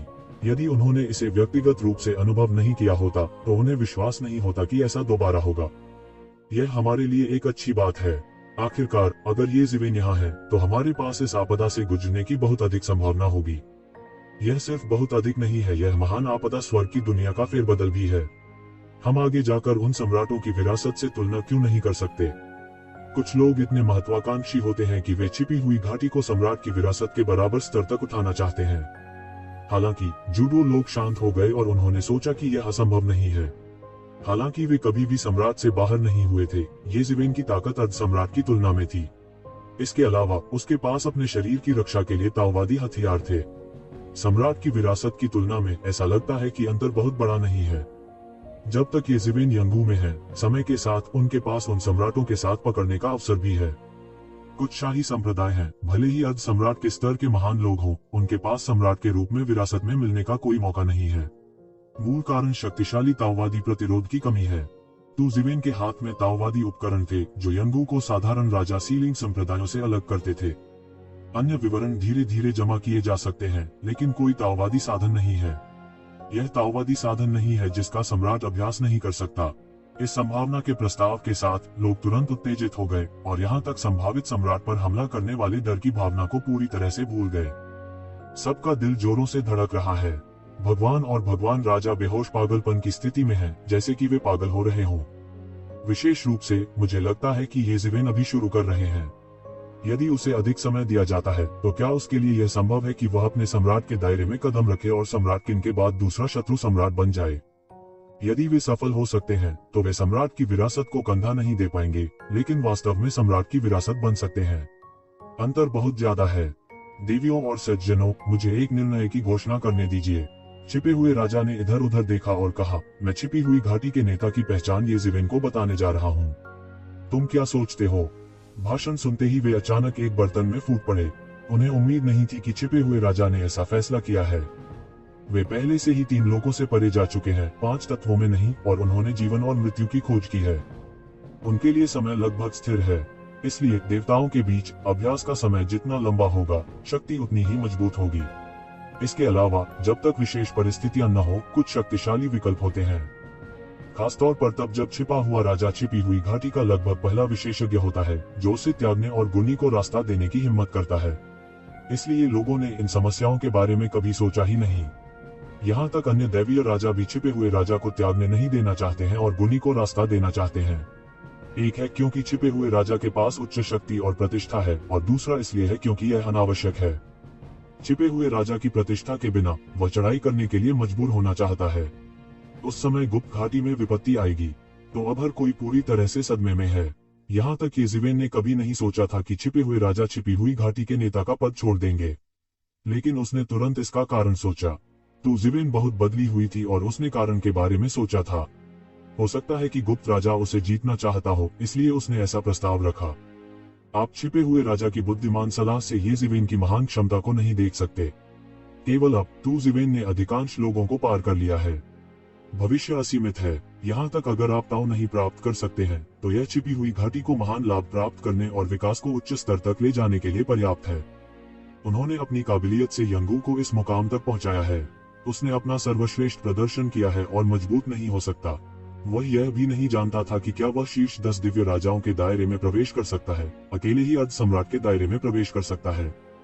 एक चोटी के देवता राजा और एक संभावित सम्राट के बीच की खाई को तर्क के साथ शायद ही गणना की जा सकती है। भले ही एक दिन, मुझे नहीं पता कि कितने लाख साल बाद। उसने यंगू के लिए बहुत अधिक प्रयास किया है। स्वाभाविक रूप से उन्हें उम्मीद है कि यंगू का विकास उच्च स्तर तक जा सकता है। इसके अलावा इतने सालों तक हिडन वैली का वैली मास्टर रहने के बाद भी उन्हें सत्ता से ज्यादा लगाव नहीं है। वास्तव में केवल कुछ ही शक्तिशाली देवता वास्तव में शक्ति और स्थिति से जुड़े होते हैं। बहुत से लोग अपने पूरे जीवन में एक उच्च क्षेत्र का अनुसरण करते हैं। जब तक आपने कई वर्षों तक कोई प्रगति नहीं की है, तब तक आप अन्य चीजों का अनुसरण करने लगेंगे। और येज़ेबेल खुद भी ऐसा ही है। उनकी वर्तमान ताकत और प्रतिष्ठा के साथ, यदि आप एक बल बनाना चाहते हैं, तो आप नहीं जानते कि हर मिनट कितने लोग उनके अनुयायी बनना चाहते हैं। यहाँ तक एनफोर्समेंट के साम्राज्य के विशेषज्ञ भी कोई अपवाद नहीं है। एनफोर्समेंट का एक संप्रदाय बनाना मुश्किल नहीं है। हालांकि इस तरह के अल्पविकसित राजा सीलिंग संप्रदाय का प्रबंधन करने के लिए येज़ेबेल को बहुत अधिक ऊर्जा में शामिल होने का संदेह है। अब येज़ेबेल 1 मिनट को 2 मिनट में तोड़ना चाहती है। उसके पास संप्रदाय का प्रबंधन करने का समय कैसे हो सकता है? हालांकि एक संप्रदाय होने के लाभ भी महान हैं। पहले उसे कई संसाधन दिए जा सकते हैं और कई लोग उसकी मदद करते हैं कि उसे क्या करना है। इसे स्वयं मत करो। येज़ेबेल की ताकत के मामले में छिपी हुई घाटी अब उसकी मदद कर सकती है, हालांकि बहुत ज्यादा नहीं, लेकिन अभी भी कुछ है। अब यदि येज़ेबेल इतने परिपक्व राजा सीलिंग संप्रदाय को संभालते हैं, तो उन्हें राजा सीलिंग संप्रदाय का समर्थन मिल सकता है। साथ ही यह प्रबंधन और आरंभिक निर्माण के लिए भी काफी समय बचा सकता है। यह कहा जा सकता है कि फायदे नुकसान से अधिक है। यह कहा जाना चाहिए कि यह जीत जीत का परिणाम है। इस वजह से इसके साथ छिपी हुई घाटी सामने आएगी। सभी की निगाहें येज़ेबेल पर टिकी थी कि उसने कैसे चुना। लोग अपने दिल की गहराई से आपत्ति नहीं करते। बलवान का सम्मान करने की अवधारणा हर किसी के दिल में गहराई तक उतर जाती है, कहने की बात नहीं। यह उनके लिए भी अच्छा है। जिस चोटी पर छिपा हुआ राजा उन्हें ले जा सकता है, वह पहुंच गया है। यदि वे आगे बढ़ना चाहते हैं, तो यह येज़ेबेल होना चाहिए। चिंता मत करो। छोटे मार्शल भाई यंगू को संभालने के बाद आपको कुछ सामान्य बातों पर ध्यान देने की आवश्यकता नहीं है। स्वाभाविक रूप से मैं आपके लिए इन चीजों को हल कर दूंगा। छिपे हुए राजा ने दृढ़ता से कहा कि उनके लिए येज़ेबेल की ताकत अब उनकी सबसे बड़ी गारंटी है। यदि येज़ेबेल यंगू को अपने अधीन कर लेते हैं, तो वह इन सांसारिक मामलों पर बहुत समय बर्बाद करेगा और अपने अभ्यास में देरी करेगा। क्या यह घोड़े के आगे गाड़ी नहीं लगा रहा है? छिपे हुए राजा को देखकर उसने अपने लिए सब कुछ सोच लिया था। स्वाभाविक रूप से येज़ेबेल के पास मना करने की कोई संभावना नहीं थी। इसके अलावा यह वास्तव में अनावश्यक था। यह एक जीत जीत विकल्प था। इसके अलावा जब महान शत्रु आ रहा था, तो छिपे हुए राजा ने पहले की तरह अपना समर्थन किया। भावी सम्राट की वजह से समर्थन छोड़ने के बजाय उसने एक झपट्टा मारकर खुद को घाटी का स्वामी बना लिया। येज़ेबेल बिल्कुल भी नहीं हिले। यह बिल्कुल असंभव है। थोड़ा सोचने के बाद येज़ेबेल ने कहा, चूंकि वरिष्ठ भाई दयालु हैं, मैं मना नहीं कर सकता। मैं सहमत हूँ। मैंने वैली मास्टर को देखा है। भाषण सुनकर सब उठ खड़े हुए। सलाम कहा। किसी को विनम्र होने की जरूरत नहीं है। येज़ेबेल ने अपना हाथ हिलाया और कहा, लोगों के अनुनय के तहत वह शीर्ष घाटी भगवान के सिंहासन पर बैठ गया। येज़ेबेल ने अपने दिल में ज्यादा परवाह नहीं की। वस्तुतः उसके लिए कोई भेद नहीं था। अब हम मुश्किल समय में हैं। हमें दुनिया को बताना चाहिए था और एक भव्य समारोह आयोजित करना चाहिए था। अब हम केवल सब कुछ सरल कर सकते हैं। छिपे हुए राजा ने कहा, ठीक है, ये केवल मामूली विवरण है। इसमें बहुत अधिक परेशानी नहीं होती है। अब सबसे महत्वपूर्ण बात यह है कि अतीत में आपदा की इस लहर से कैसे निपटा जाए। येज़िवेन ने अपना हाथ हिलाया और कहा कि उन्हें कुछ झूठे नामों की ज्यादा परवाह नहीं है। हालांकि यह अब मुश्किल समय है, हो सकता है कि यह सभी बुरी चीजें न हों। येशिवेन ने भीड़ की ओर देखा और कहा। सबके चेहरे पर थोड़ा शक था। इस बार यह कहा जा सकता है कि यह न केवल यंगू के लिए बल्कि स्वर्ग और दुनिया के लिए भी एक आपदा थी। यह कैसे खराब हो सकता है? यह एक परेशानी का समय है। मुझे नहीं पता कि कितनी ताकतें टूट गई हैं या विस्थापित हो गई हैं। यह प्रमुख बलों के फेरबदल का समय है। अगर हम आगे जाना चाहते हैं तो इन अवशिष्ट बलों को अवशोषित करने और 8 पक्षों को मिटा देने का समय आ गया है। येज़िवेन ने कहा। यदि कोई बल आगे बढ़ना चाहता है तो शीर्ष गणमान्य व्यक्तियों द्वारा छोड़े गए विवरण और साधनों के अलावा सभी स्तरों पर विशेषज्ञों का विस्तार भी बहुत महत्वपूर्ण है। गॉड किंग के स्तर पर मास्टर की तरह कई किंग सीलिंग संप्रदायों में केवल 1 या 2 ही होते हैं। उस समय सम्राट की विरासत के लिए यह उससे कहीं अधिक होगा और विवरण 18,000 मील से अलग हैं। स्वाभाविक रूप से लोगों को धीरे धीरे साधना और बढ़ावा देना सबसे सुरक्षित तरीका है। यंगू पहले भी यही करता रहा है, लेकिन यह गति वर्तमान विकास की स्थिति को पकड़ने के लिए बहुत धीमी है। मुसीबत के समय में उन्हें धीरे धीरे साधना करने का समय नहीं दिया जाता है। यहाँ तक अगर परेशान समय खुल जाता है तो बहुत से लोग शक्ति में महान प्रगति करने के लिए अकथनीय रूप से प्रेरित महसूस करेंगे और अल्पावधि में छिपी हुई घाटी की ताकत को बहुत बढ़ाना असंभव है। येशिवेन जैसी चीजें केवल एक उदाहरण हो सकती हैं। इसलिए यदि आप और विकास करना चाहते हैं तो आपको उन बिखरे सैनिकों को अवशोषित करना होगा जो अपने घरों को तोड़ते हैं और अपने परिवारों को नष्ट करते हैं, लगातार उन्हें अवशोषित करते हैं और अपनी ताकत बढ़ाते हैं। दोनों ही अच्छे और बुरे हैं। यह अल्पावधि में उनकी ताकत को बहुत बढ़ा देगा, लेकिन यह छिपी हुई घाटी की नींव को भी हिला देगा। आखिर वे उनके अपने शिष्य तो नहीं है। वफादारी और विश्वसनीयता एक बड़ी समस्या है। छिपी हुई घाटी से संबंधित होने की भावना पैदा करना एक बहुत बड़ी समस्या है। इनमें भी समय लगता है। यह कहा जा सकता है कि अल्पावधि में छिपी हुई घाटी की ताकत में बहुत सुधार किया जा सकता है, लेकिन छिपे हुए खतरे छोटे नहीं हैं। इसलिए उन्होंने इस बारे में बिल्कुल नहीं सोचा। वे जो चाहते थे वह हिडन वैली की संबद्ध ताकतों को स्वीकार करना था, ताकि अल्पावधि में हिडन वैली की ताकत में बहुत सुधार किया जा सके और छिपा हुआ खतरा बड़ा नहीं है। श्रेष्ठ कहा जा सकता है। जब उन्होंने येज़िवेन को देखा तो उनकी आंखें फैल गईं। उन्हें विश्वास नहीं हुआ। येज़िवेन की महत्वाकांक्षा और भूख बहुत बड़ी लग रही थी। उसने यंगू को एक मोटे आदमी के रूप में खाने और दुश्मन के शाही विरासत स्तर का एक विशालकाय बनने का इरादा किया। संकट, खतरा और अवसर दोनों होता है, लेकिन आम लोगों में वह साहस और ताकत नहीं होती कि वह खतरे में पड़े अवसर को भुना सके। वैली मास्टर, क्या इससे हमारी छिपी हुई घाटी की नींव पर असर पड़ेगा? आखिर इन लोगों का अपना मूल संप्रदाय है। छिपे हुए राजा चिंता किए बिना नहीं रह सके। उसे विश्वास नहीं हो रहा था कि येशिवेन ने इसके बारे में नहीं सोचा था। अन्य विचार होने चाहिए। मुझे पता है इसमें छिपे हुए खतरे होने चाहिए, लेकिन अगर यह सामान्य है तो हम अपना घर नहीं तोड़ सकते और अपने परिवार को नष्ट नहीं कर सकते। अवशोषित करने के लिए इतने सारे विशेषज्ञ कहाँ हो सकते हैं? येज़िवेन उठ खड़ी हुई, फिर लोगों की ओर देखा और कहा, स्थिति अब अधिक से अधिक तनावपूर्ण होती जा रही है। मुझे नहीं पता कि सील की गई भूमि में क्या गलत है, लेकिन यह कल्पना की जा सकती है कि यह केवल शुरुआत है और समस्या केवल बदतर और बदतर होती जाएगी। अगर हम कम समय में अपनी ताकत में बहुत सुधार नहीं कर सकते हैं तो समय के साथ पलटने का खतरा रहेगा। यह ब्रह्मांड को प्रभावित करने वाली गड़बड़ी है और हम में से कोई भी छिप नहीं सकता। अब हर बार जब हमारी ताकत बढ़ती है तो हमारे पास आपदा से बचने की अधिक संभावना होती है। युद्ध के बाद हितों का पुनर्वितरण करते समय हम उतने ही अधिक अनुकूल हो सकते हैं। यहाँ मौजूद सभी लोग यंगू के उच्च स्तरीय अधिकारी हैं। येज़िवेन ने इसे छिपाया नहीं और सीधे कहा, छिपे हुए खतरे के बारे में जिसके बारे में हर कोई सबसे ज्यादा चिंतित है, मैंने इसके बारे में लंबे समय से सोचा है। मैं वुज़ों के उदाहरण का उल्लेख करना चाहता हूँ। जब तक मैं अभी भी एक दिन हूँ, छिपी हुई घाटी अराजक नहीं हो सकती। जब येज़िवेन ने इसका उल्लेख किया तो उन्हें याद आया कि वर्तमान स्थिति कुछ वैसी ही है। जब वू ज़ोंगगेंग ने अभी अभी संप्रदाय खोला था, उन्होंने दुनिया भर की प्रतिभाओं को भी आत्मसात किया था। नींव के मामले में यह वर्तमान छिपी हुई घाटी से बहुत दूर है, लेकिन अब भी यह दुनिया के कई सम्राटों की विरासत बन गया है। यानी दुश्मन से लड़ने के लिए और अंत में रास्ता पाने के लिए किन सम्राट पर भरोसा करना। जिन लोगों में अपनेपन की प्रबल भावना नहीं थी, उन्होंने भी इस पहचान को पहचाना। हालांकि प्रतिभाओं को भर्ती करने का छिपा हुआ खतरा छोटा नहीं है। जब तक कि छिपी हुई घाटी ऊपर और नीचे अजेय है या येज़िवेन हमेशा मौजूद है, ये छिपे हुए खतरे नहीं के बराबर है और येज़िवेन द्वारा जबरन दबा दिए जाएंगे जब तक कि छिपी हुई घाटी पूरी तरह से नहीं उठती। यदि आप वास्तव में सभी तरह से लड़ सकते हैं जैसा कि येज़िवेन ने उम्मीद की थी, मुझे डर है कि यंगू के ऊपरी और निचले स्तर वास्तव में चाहते हैं कि सांप हाथी को निगल जाए और एक झटके में जैकी चैन के पास उड़ जाए। बेशक अगर आप असफल होते हैं तो परिणाम बहुत गंभीर होंगे। सांप हाथी को निगल जाता है और जिंदा मारा जाता है। यह एक असहाय विडंबना। एक बार जब वे सफल हो गए तो वे सभी ऊंची उड़ान भरेंगे। एक बार जब वे विफल हो जाते हैं तो परिणाम गंभीर होंगे और फैगोसाइटोसिस उन्हें पूरी तरह से निगल जाएगा। लेकिन यह घाटी के मालिक को तय करना है। इस समय राजा जिनपिंग सबसे पहले उठ खड़े हुए और येज़िविन का समर्थन किया। हाँ, मैं भी वैली मास्टर के फैसले का समर्थन करता हूँ। हिंसक वानर राजा सहमत हो गया। जैसा कि दो राजाओं ने सहमत होने की होड़ की, अन्य जीत गए। यह मजबूर नहीं है क्योंकि उनके अपने दिल में भी बड़ी महत्वाकांक्षाएं हैं। एक बार हाथी को निगलने वाले सांप की योजना सफल होने के बाद उन्हें भी इतिहास में सूचीबद्ध किया जाएगा।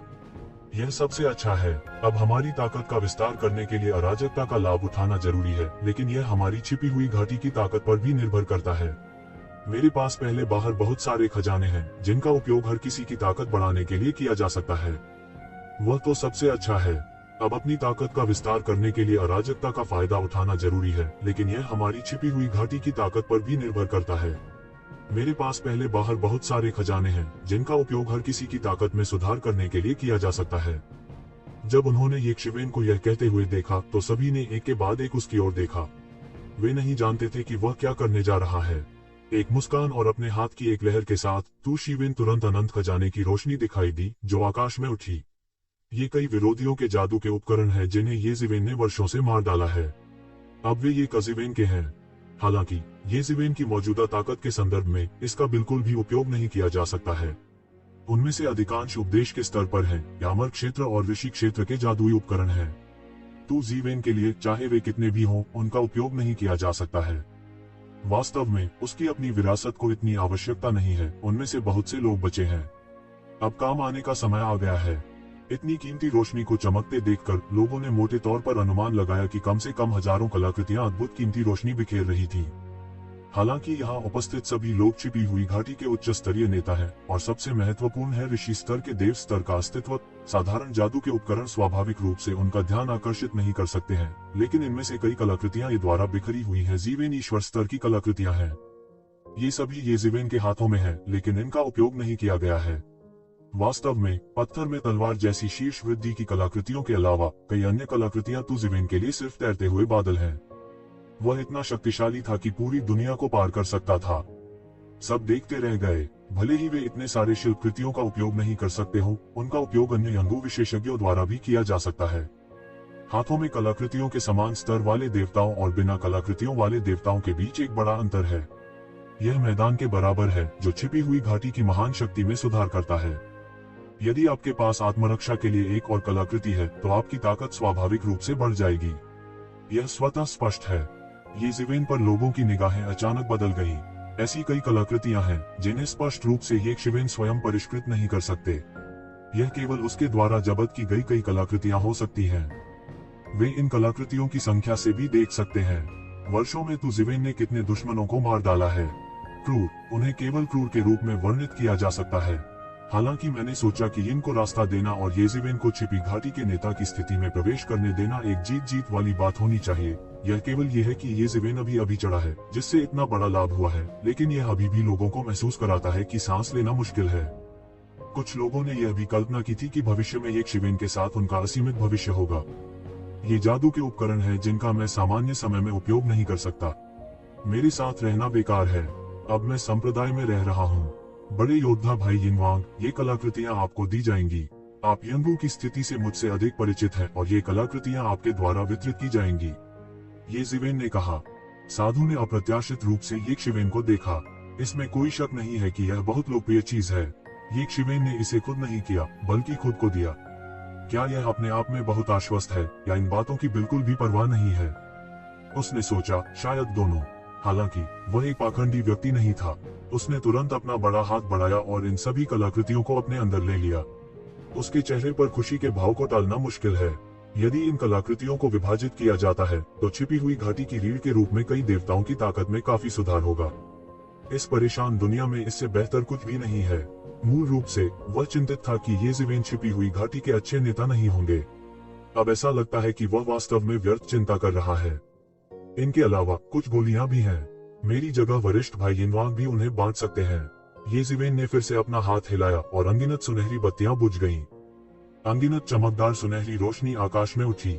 इसने अधिकांश छोटी दुनिया को अस्पष्ट कर दिया, ठीक वैसे ही जैसे अनगिनत सूर्य एक साथ एकत्रित हो गए हों। सीधा देखना मुश्किल है।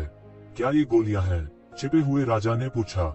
ये कुछ गोलियां हैं जिन्हें मैंने पिछले वर्षों में एकत्र किया था, जिनमें से कुछ घावों को ठीक कर सकती हैं और कौशल में सुधार कर सकती हैं, लेकिन वे अब मेरे लिए बहुत उपयोगी नहीं हैं। वे सभी संप्रदाय में रहते हैं। येज़िवेन ने सिर हिलाया। हर कोई एयर कंडीशनिंग की सांस लेने के अलावा कुछ नहीं कर सकता था। इन ज्योतियों में एक एक करके दिव्य गोलियां थीं। उनमें से कई तो बस दैवीय गोलियां थीं जो सीधे भगवान बनकर गिरने वाले शरीर को पार करके लूट लेती थीं। अर्ध देवताओं का तो उल्लेख ही नहीं, वे अत्यंत मूल्यवान थे, यहाँ तक कि अपने देवताओं के लिए भी। ये क्वान के हाथ में बहुत सी अच्छी चीजें हैं। हालांकि यह उसके लिए बहुत कम उपयोगी है, लेकिन यह सभी के लिए एक दुर्लभ धन है। फिर मैं घाटी के मालिक को उसकी दया के लिए धन्यवाद दूंगा। छिपे हुए राजा ने जल्दी से इन सभी दिव्य गोलियों को एकत्र कर लिया और चुपके से येज़िवेन की बचत पर आश्चर्यचकित हो गया। यहाँ तक अगर वर्षों में छिपी हुई घाटी का विवरण जोड़ा जाए तो यह उसी के बारे में है। इन वर्षों में येज़िवेन ने कितने साहसिक कारनामों का सामना किया है, यह अकल्पनीय है। ये केवल मामूली विवरण है। संकट का समय आ गया है और स्वर्गीय परिवार की सेना किसी भी समय मारी जा सकती है। अब यह आपके वरिष्ठ भाई हैं जो वास्तव में अपनी ताकत में सुधार करना चाहते हैं।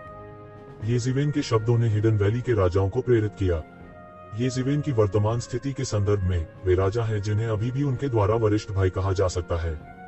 कुछ समय पहले मुझे कुछ दीवान मिले जो आपको उच्च स्तर पर बढ़ावा देने में मदद कर सकते हैं। येज़िवेन ने इन राजाओं को देखा और कहा। ये राजा तुरंत उत्तेजित हो गए। जब वे इस बिंदु पर पहुंचे तो समय का कोई मतलब नहीं था। एक क्षेत्र के लिए 10 लाख से अधिक वर्ष व्यतीत करना सामान्य बात थी। विशेष रूप से हर कोई एक अड़चन तक पहुंचने वाला है। एक बार जब वे सुनते हैं कि वे सुधार कर सकते हैं तो वे उत्साहित और दुखी कैसे नहीं हो सकते। छोटे मार्शल भाई तू, क्या आप सम्राट स्रोत के बारे में बात कर रहे हैं कि केवल सम्राट ही संघनित कर सकता है? इस समय हिंसक वानर राजा ने कहने का बीड़ा उठाया। उसकी आंखें सूक्ष्म प्रकाश के एक गोले में फट गईं। हाँ, यह सम्राट स्रोत है कि केवल सम्राट ही संघनित कर सकता है। येज़िवेन ने सिर हिलाया। हे भगवान, यह वास्तव में सम्राट स्रोत है। किंवदंती के अनुसार सम्राट स्रोत में ही सम्राट और सम्राट के एवेन्यू की उत्पत्ति होती है। यदि आप सम्राट स्रोत को लगातार अवशोषित कर सकते हैं तो आपकी उपलब्धियां छलांग और सीमा से आगे बढ़ सकती हैं। कोई आश्चर्य नहीं कि छोटे मार्शल भाई ये की उपलब्धियां थोड़े समय में छलांग और सीमा से आगे बढ़ गई हैं।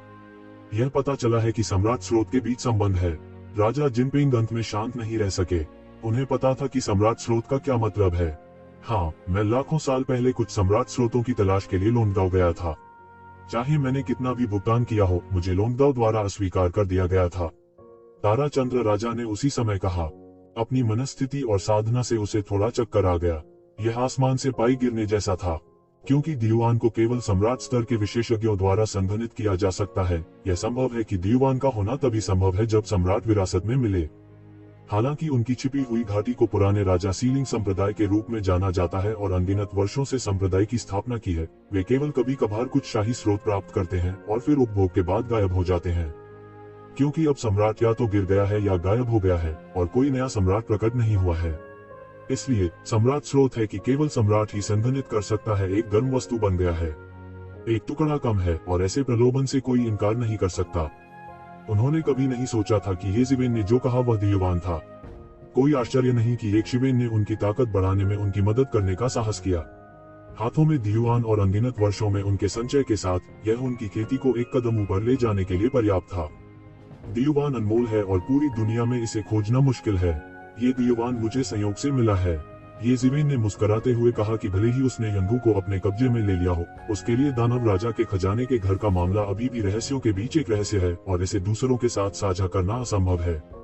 अन्यथा अगर लोग जानते हैं कि उसके पास इतने सारे सम्राट स्रोत हैं, तो जरूरी नहीं कि वह अप्रत्याशित आपदाओं से डरता हो।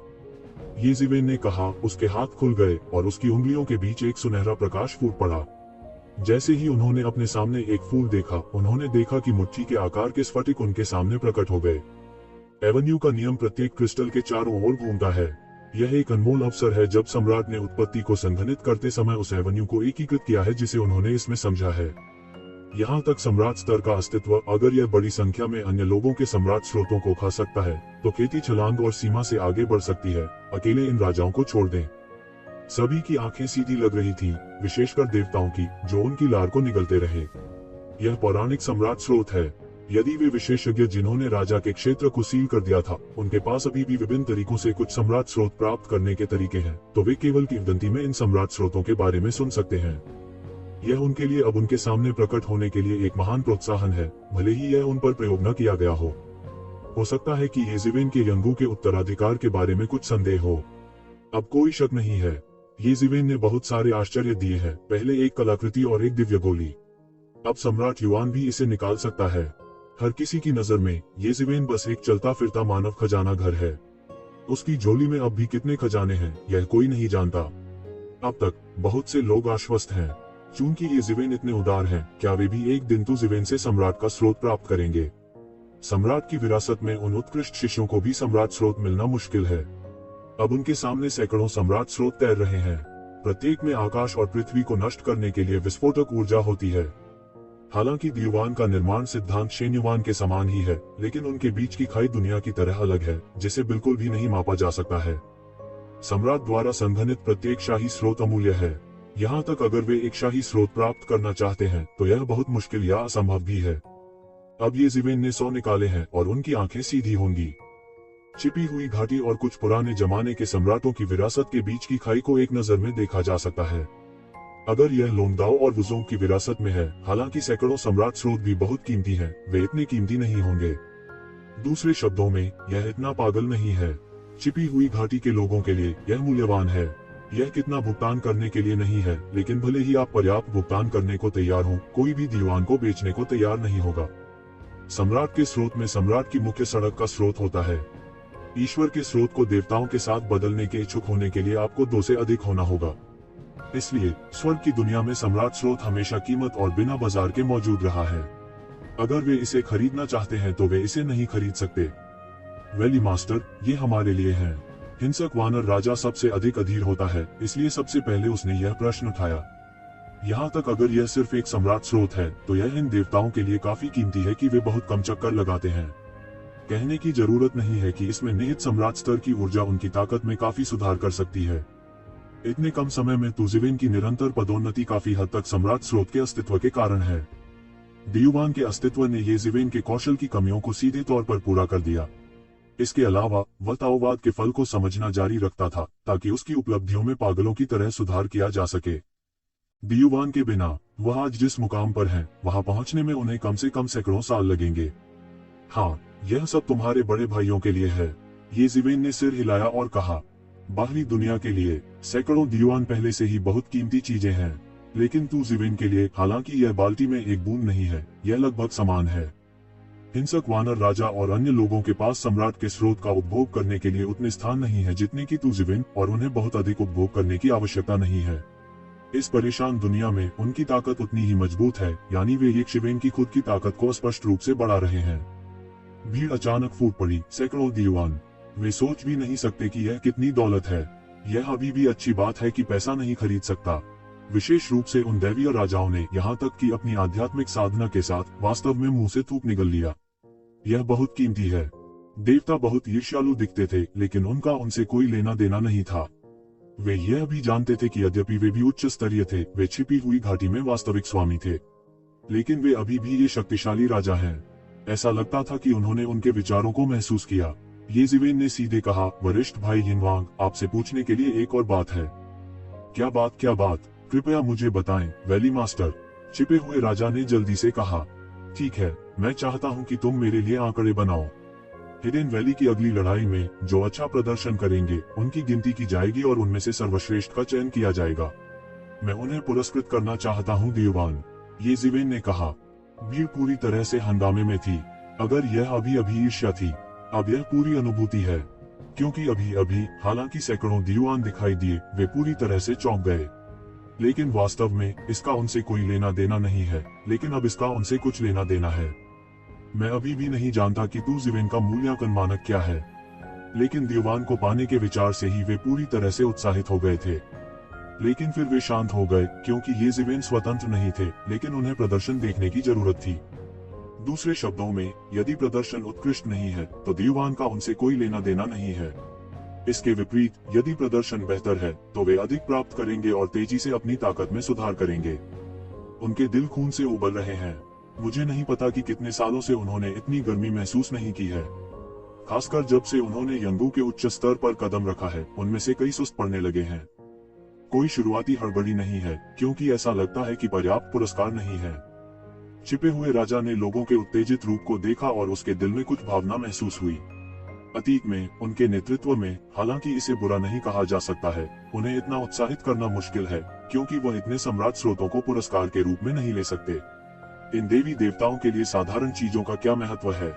इस दृष्टि से, हालांकि येज़ेवेन ने ऊपर आते ही दुकानदार से हाथ मिलाते हुए देखा, उसने स्पष्ट रूप से चीजों का ध्यान नहीं रखा, लेकिन उसने वास्तव में सभी का दिल जीत लिया और समझ गया कि वे क्या चाहते हैं। और सबसे महत्वपूर्ण बात, वही एक शिवेन के अद्भुत वित्तीय संसाधनों से गुप्त रूप से चौंक गया था।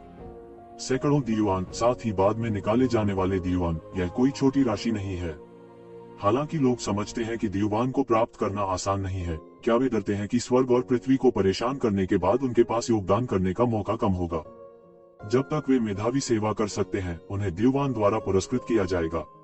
दीवान होने के बाद वे मजबूत होंगे और अधिक योगदान दे सकते हैं। यह एक पुण्य चक्र है और लगातार अपनी ताकत बढ़ाता है। इसके विपरीत, यदि उन्होंने पहल नहीं की है और अन्य योगदान देने के लिए पहल करते हैं, तो उनकी मूल शक्ति में तेजी से विस्तार होगा। उस समय स्पष्ट रूप से एक दूसरे के बीच सोपानक बन जाएगा। कोई भी पीछे नहीं हटना चाहता, इसलिए सभी ने अपने मन को हिलाना शुरू कर दिया। लेकिन अब तो शिवेन के पास इतना दिमाग और समय नहीं था कि वे अपने दिल के झटके के कम होने का इंतजार कर सकें। इसके बजाय उसने सीधे छिपे हुए राजा से कहा, छिपे हुए राजा के वरिष्ठ भाई, समय किसी की प्रतीक्षा नहीं करता। प्रतीक्षा मत करो, मुझे लगता है कि स्वर्गीय परिवार का भावी सम्राट जल्द ही आएगा। उस समय यह आवश्यक है वरिष्ठ भाई दूसरों को ब्लॉक करने के लिए। हाँ, छिपे हुए राजा ने सिर हिलाया। वह स्वाभाविक रूप से समझ गया था कि तू जीवन विनम्र था, क्योंकि उसकी ताकत के साथ शीर्ष 10 भगवान राजा स्तर के विशेषज्ञ भी उसके लिए कोई खतरा पैदा नहीं कर सकते थे। हालांकि उन्होंने ज्यादा कुछ नहीं कहा। अनगिनत वर्षों से इस दायरे में फंसे लोगों के लिए अपनी ताकत में सुधार करना ज्यादा जरूरी है। तो जीवेन ने मौके पर 1 दर्जन से अधिक दीवान को हवा में पकड़ा। उसने उन्हें सीधे मौके पर पकड़ लिया और फिर छिपे हुए राजा के शरीर में घुस गया। छिपे हुए राजा के शरीर में एक पल में सर्वोच्च कानून एक के बाद एक प्रकट हुआ, लगभग नग्न आंखों से दिखाई दे रहा था। जब तक आप इसे देखते हैं, आप सर्वोच्च मार्ग को समझ सकते हैं। यह बहुत भयानक शक्ति है। हर कानून स्वर्ग और पृथ्वी के साथ संवाद करना शुरू कर देता है। शीर्ष पर 3 फूलों के इकट्ठा होने और आकाश में 5 क्यूई चाओ युआन के दर्शन होते हैं। एवेन्यू शीर्ष पर बैठा है। बड़े मार्शल भाई, जल्दी से समझना शुरू करो, येज़ेवेन चिल्लाया। छिपे हुए राजा ने देर न करने की हिम्मत की, लेकिन जल्दी ही यह समझने लगा कि ये उपलब्धियां उसके दिमाग में यांगिजी नदी और पीली नदी की तरह उंडेल रही हैं। मूल रूप से, भले ही सम्राट स्रोत प्राप्त हो, सम्राट स्रोत में ऊर्जा को अवशोषित करने और उसके नियमों को समझने में लंबा समय लगेगा। इस तरह पूरे कानूनों को समझना मुश्किल है, क्योंकि उस समय जब सम्राट स्रोत अवशोषित होने लगा, सम्राट स्रोत में संतुलन खोने वाले कानून और ऊर्जा का पतन शुरू हो गया, इसलिए बहुत कम लोग इसे पूरी तरह से अवशोषित कर सकते हैं। अब येज़ेवेन सभी सड़कों को मजबूर कर रहा है और उन्हें जीवित प्रकट कर रहा है, ताकि वह उन्हें सबसे आरामदायक रवैये के साथ अवशोषित कर सके। अब छिपा हुआ राजा महसूस कर सकता है कि वह इसे पूरी तरह से आत्मसात करने वाला है। उसका मन चढ़ता है और इंच दर इंच बढ़ता है, और सड़क के बारे में उनकी समझ भी दिन दूनी रात चौगुनी आगे बढ़ रही है। सबकी आंखें सीधी हैं, चिल्लाना अविश्वसनीय है। बहुत से लोग इस पर विश्वास नहीं कर सकते, क्योंकि वे परमेश्वर को प्राप्त करने के लिए उस शिखर को स्थापित कर सकते हैं। क्या यह सम्राट का पुनरुत्थान है? इसमें निहित सत्य बिल्कुल अकल्पनीय है। यह एक मजबूर सफलता है। विशेषकर वे दिव्य राजा जानते हैं कि उनकी साधना अपनी अवस्था तक पहुंच चुकी है। यदि वे आगे बढ़ना चाहते हैं, तो प्रत्येक कदम की एक बड़ी कीमत चुकानी होगी, जो सामान्य लोग बिल्कुल नहीं कर सकते। सम्राट युआन की मदद से भी यह असंभव है। वे मूल रूप से समझ गए थे कि येज़ेवेन ने कहा था कि शक्ति में सुधार का मतलब थोड़े समय में सुधार करना है, लेकिन यह तुरंत ऐसा नहीं है। और येज़ेवेन ने बस एक असामान्य रास्ता अपनाया, पूरी तरह से सामान्य ज्ञान के अनुसार ताश नहीं खेला और तुरंत छिपे हुए राजा की ताकत को ऊपर धकेल दिया। जब आप येज़ेवेन को फिर से देखते हैं, तो आप एक भगवान और एक जीवित इंसान हैं। आप सोच भी नहीं सकते कि इसका क्या मतलब है। केवल येज़ेवेन ही जानता था कि वह सम्राट से बेहतर नहीं था, लेकिन वह पहले से ही इन राक्षसों द्वारा छोड़े गए रास्तों को समझ चुका था। वे रास्ते उसके लिए कोई रहस्य नहीं थे, इसलिए वह छिपे हुए राजा को समझने में मदद करने के लिए अपनी ताकत से जीवित विकसित हो सकता था। बेशक सबसे महत्वपूर्ण बात यह है कि छिपे हुए राजा का संचय वास्तव में पर्याप्त है, केवल 1 फुट की दूरी पर है, इसलिए ये ज़िवेन सफल हो सकते हैं, अन्यथा वह अपने साधनों से भी सफल नहीं हो सकता। बूम बूम बूम, छिपे हुए राजा की सांस एक एक करके सुधर रही है, आसमान से दौड़ रही है। हर किसी की निगाहें छिपे हुए राजा पर टिकी हैं कि वह कहां तक कर सकता है। अचानक, जबकि हर कोई अभी भी ध्यान केंद्रित कर रहा था, छिपे हुए राजा ने गर्जना की और उसकी जादुई शक्ति अचानक तेज हवा और सुनामी की तरह सभी दिशाओं में फैल गई। हा, मैं अपने जीवन में शीर्ष 10 देवताओं के स्तर तक भी पहुंच सकता हूँ। साधु राजा हंस पड़ा। इस समय उनका सिटी हॉल इसकी मदद नहीं कर सका। वह बेतहाशा हंसा और यहाँ तक कि फूट फूट कर रोने लगा। इस कदम को हासिल करने के लिए वह नहीं जानता था कि ये ज़िवेन के इस क्षण में विस्फोट करने से पहले उसने कितने साल बिताए और संचित किए। हा, छिपा हुआ राजा हंसा और उसकी जादुई शक्ति अनियंत्रित रूप से बाहर निकल गई, जिससे पूरी छोटी सी दुनिया हिंसक रूप से हिल गई। ये ज़िवेन की मदद से छिपे हुए राजा ने सीधे एक सांस में शीर्ष 10 दिव्य राजाओं पर प्रहार किया और दुनिया में प्रथम श्रेणी की शीर्ष शक्ति बन गया। यद्यपि वे सभी दिव्य राजा हैं, साधारण चोटी के दिव्य राजाओं और शीर्ष 10 दिव्य राजाओं का अस्तित्व एक ही स्तर पर नहीं है। यद्यपि साधारण शिखर परमेश्वर राजा शक्तिशाली है, यह केवल साधारण है। केवल शीर्ष 10 देव राजाओं का अस्तित्व ही वास्तव में स्वर्ग और दुनिया की स्थिति को प्रभावित कर सकता है। संकट के समय आने से पहले शीर्ष 10 भगवान राजा स्तर के स्वामी सभी जातीय समूहों की गठबंधन सेना की कार्रवाई की दिशा का नेतृत्व भी कर सकते थे। यह कल्पना की जा सकती है कि स्वर्ग की दुनिया में अस्तित्व का ऐसा स्तर कितना महान है। साधारण राजशाही संप्रदाय इस स्तर पर मौजूद नहीं हो सकते। केवल सबसे शीर्षशाही विरासत ही पीढ़ी से पीढ़ी तक इस स्तर के अस्तित्व को सुनिश्चित कर सकती है। छिपी हुई घाटी की नींव के संदर्भ में ये ज़िवेन जैसा सन की पहले से ही एक विषम संख्या है। दूसरा होना असंभव है। अब ये ज़िवेन की मदद से छिपे हुए राजा को सीधे शीर्ष 10 दिव्य राजाओं के स्तर पर पदोन्नत किया गया है।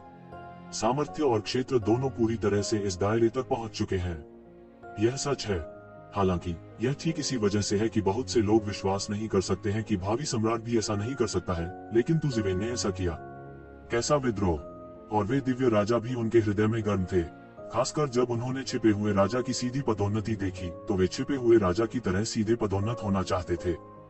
ऐसे मुश्किल समय में उनकी ताकत जितनी मजबूत होगी, आपदा से बचने और एक झटके में उच्चतम सड़क हासिल करने की संभावना उतनी ही अधिक होगी। अराजकता विनाश है, लेकिन इसमें जीवन शक्ति भी होती है। वे इस सत्य को नहीं समझते, और वे देवता भी उतने ही गर्म हैं। यदि ये ज़िवेन छिपे हुए राजा को पदोन्नत करने में मदद करता है, तो अगले दिन यह उन्हें पदोन्नत करने में मदद करने में सक्षम नहीं हो सकता है। ऐसे में उनकी कई साल की मेहनत बच सकती है। यह सोचकर वे महान योगदान देने और द्युवान का विचार प्राप्त करने के लिए अधिक दृढ़ हैं। साधु राजा के बाद तो ज़िवेन ने एक ही समय में कई अन्य राजाओं को बढ़ावा देने में मदद करना शुरू किया। हाँ, बस उसी समय प्रचार करें। यद्यपि वे अनेक हैं, हालांकि उनका क्षेत्र छिपे हुए राजा की तुलना में कहीं अधिक खराब है और पदोन्नति की कठिनाई समान नहीं है। अपेक्षाकृत बोलना यह सरल है। अनगिनत सड़कों के नियम भयानक ऊर्जा के साथ कई भगवान राजाओं की ओर गिरे, उनके शरीर में एकीकृत हो गए और फिर अंतहीन सड़कों में कटौती और विकसित होने लगे। कई राजाओं की अपनी समझ है। सांस में लगातार सुधार हो रहा है। यह वास्तव में तेजी से सुधार का संकेत है। मैंने प्रगति की है। हा, आगे राजा जिनपिंग हंसे। उन्हें सीधे राजा के शासन के बाद के चरण में पदोन्नत किया गया था। यह वही है जो तू कसीविन उसके लिए लाया था। उनके अलावा जिंग्यू वांग और अन्य भी हैं जिन्हें उसी समय पदोन्नत किया गया है। लंबे समय तक वे आखिरकार रुक गए। उनके चेहरे पर अविश्वसनीय खुशी थी। हालांकि उन्होंने केवल एक स्तर में सुधार किया है, उनकी खुद की मुकाबला प्रभावशीलता दोगुनी से अधिक हो गई है। पूरी छिपी हुई घाटी की युद्ध प्रभावशीलता के लिए इसमें एक स्तर का सुधार किया गया है, जो बिल्कुल भी समान नहीं है। और ये ज़िवेन ने उनकी क्षमता को प्रेरित किया है। साथ ही इसने उन्हें कई वर्षों तक विवरण जमा करने और सम्राट स्रोत पर भरोसा करने के लिए प्रेरित किया। केवल तभी हम एक सांस में एक दायरे से बाहर हो गए, जिसे उत्साहजनक नहीं माना जाता था। ये ज़िवेन ने अपने दिल में हल्की सांस ली। यह बहुत अच्छा होगा यदि उसकी सफलता बहुत सारे सम्राट संसाधनों का उपभोग किए बिना छिपे हुए राजाओं की तरह सरल हो सके। यदि वह तोड़ना चाहता है, तो उसे इन लोगों की तुलना में 100 गुना अधिक द्युवान का उपभोग करने की आवश्यकता है। उसकी नींव अभी भी मंच के सामने है और उसके कौशल दूसरों की तरह अच्छे नहीं हैं। यह अक्सर 1 लाख साल का संचय होता है और वह इसके लिए केवल द्युवान का उपयोग कर सकता है। हालांकि ऐसी भावनाएं केवल थोड़े समय के लिए होती हैं। हालांकि वह दूसरों की तुलना में 100 गुना अधिक संसाधनों का उपभोग करता है, लेकिन प्रभाव भी उल्लेखनीय है। उसी दायरे में ये जिवेन के लिए लोगों के एक समूह से लड़ना कोई मुश्किल नहीं है और उसके प्रयासों के अनुरूप प्रतिफल मिलता है। छिपी हुई घाटी में दिव्य राजाओं के दायरे को उच्च स्तर तक उन्नत करने में सैकड़ों दीवान लगे। अचानक छिपी हुई घाटी के शीर्ष नेता पूरी तरह से आश्वस्त हो गए। ये जिवेन की श्रेष्ठ शक्ति का उल्लेख नहीं करना, यहाँ तक कि अद्भुत साधन और अथाह अद्भुत वित्तीय संसाधन उन्हें पूरी तरह से समझाने के लिए पर्याप्त हैं। देवियों और सज्जनों, जब तक आप अगले युद्ध में छिपी घाटी में महान योगदान देते हैं, मैं आपको सम्राट स्रोत के साथ ताज भी दे सकता हूँ और आपकी ताकत में सुधार कर सकता हूँ। ये जिवेन ने उन गॉड लॉर्ड्स पर नजर डाली जो जाने के लिए तैयार थे। उनके दिल में कुछ इरादा होना चाहिए। इन लोगों में से कुछ पहले से ही शिखर परमेश्वर हैं और वे परमेश्वर राजा के दायरे को पार करने और उस तक पहुंचने से बस थोड़ी ही कम हैं। एक बार इस तरह के चरित्र के टूटने के बाद पूरी छिपी हुई घाटी की युद्ध प्रभावशीलता के लिए इसका बहुत बड़ा लाभ होगा। यह एक बेंचमार्क बन जाएगा और लोगों से कड़ी मेहनत करवाएगा। हालांकि वह मुफ्त में लाभ नहीं देगा, जो पूरे संप्रदाय के विकास के लिए बहुत प्रतिकूल है। ये जिवेन का एक्सपो ग्रुप सम्राट के अधीन सम्राट की कला स्वाभाविक रूप से बहुत कुछ जानता है। यह सिर्फ इनाम और सजा शब्द है। जब तक इनाम और सजा शब्द को ठीक से संभाला जाता है, भले ही वह दुकानदार हो, पूरी छिपी हुई घाटी उसके नियंत्रण से नहीं बच सकती। पृथ्वी पर मिंग राजवंश के प्रसिद्ध सम्राट जियाजिंग एक गुरु हैं। वह कई वर्षों से अदालत में नहीं गया है, लेकिन सरकार अभी भी उसके नियंत्रण में है। मूल कारण यह है कि पुरस्कार और दंड शब्द उन्हीं के वश में है। मंत्री सरकारी मामलों से निपटते हैं, लेकिन अगर वे अधिकारियों को बढ़ावा देना चाहते हैं, तो यह शक्ति सम्राट जियाजिंग के हाथों में है। इसलिए उनके पूरे जीवन में जो मंत्री उनसे लड़ते हैं, वे कभी भी हावी नहीं हुए हैं। यह सिर्फ इतना है कि ये जिवेन ने अतीत में ऐसे साधनों का उपयोग नहीं किया था, क्योंकि यह आवश्यक नहीं है। अब जबकि वह यंगू की नींव को अच्छी तरह से प्रबंधित करने की योजना बना रहा है, वह स्वाभाविक रूप से इसका उपयोग कर सकता है। निश्चित रूप से जैसे ही ये जिवेन की आवाज गिरी, कई देवता एक सनसनी बन गए। उन्होंने अभी एक शिवेन के साधनों को देखा। यहाँ तक छिपे हुए राजा की तरह शिखर भगवान राजा भी उसके हाथ में था और एक झपट्टा मारकर शीर्ष 10 भगवान राजाओं के दायरे में आ गया। मेरा मानना कि उनकी समस्या कोई समस्या नहीं है, लेकिन वैली मास्टर के निर्देशों के साथ हम यंगू को योगदान देने की पूरी कोशिश करेंगे। ये जिवेन से प्रेरित होकर कई देवताओं ने अपनी छाती बजाई और शपथ ली। यह न केवल छिपी हुई घाटी से संबंधित है, बल्कि इससे भी महत्वपूर्ण बात यह है कि यह स्वयं से भी संबंधित है, इसलिए स्वाभाविक रूप से वे उपेक्षा नहीं करने का साहस करते हैं। छिपे हुए राजा ने एक जिवेन को देखा और महसूस किए बिना नहीं रह सका। तो जिवेन ने आसानी से ऊपर और नीचे छिपी हुई घाटी को वश में कर लिया। वह ऐसे साधनों की तुलना नहीं कर सकता। उसके पास इतनी मजबूत ताकत और समर्थन के रूप में इतने मजबूत वित्तीय संसाधन नहीं है। हो सकता है कि कुछ लोग पैदाइशी नेता हों। ठीक है, उस मामले में चलो नीचे चलते हैं और तैयारी करते हैं। मैं इस बार तियानजू के संभावित सम्राट के खिलाफ लड़ाई का ध्यान रखूंगा, लेकिन अन्य तियानजू विशेषज्ञों को अभी भी मेरे साथ मिलकर काम करने की जरूरत है।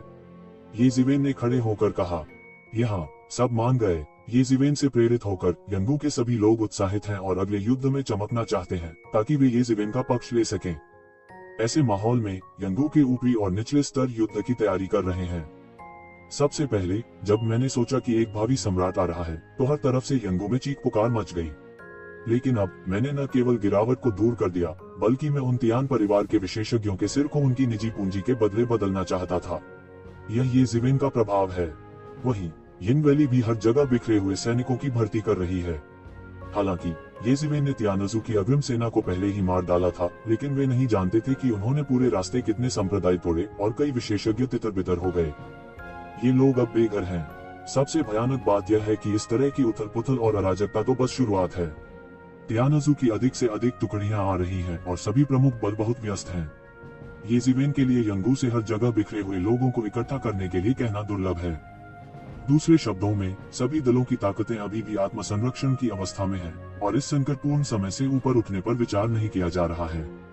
इसलिए यह सुनने के बाद कि यंगू उन्हें बंद करने के लिए तैयार है, वे सभी यंगू के पास पहुंचे। कुछ ही दिनों में छिपी हुई घाटी ने हजारों लोगों को इकट्ठा किया जो भाग गए। हालांकि बहुत ज्यादा नहीं, वे सभी गुटों के सभी क्रीम हैं, या वे स्वर्ग की महान सेना के हाथों से बच नहीं सकते। वे मूल रूप से ऊपर के देवताओं की शक्तिशाली शक्ति हैं।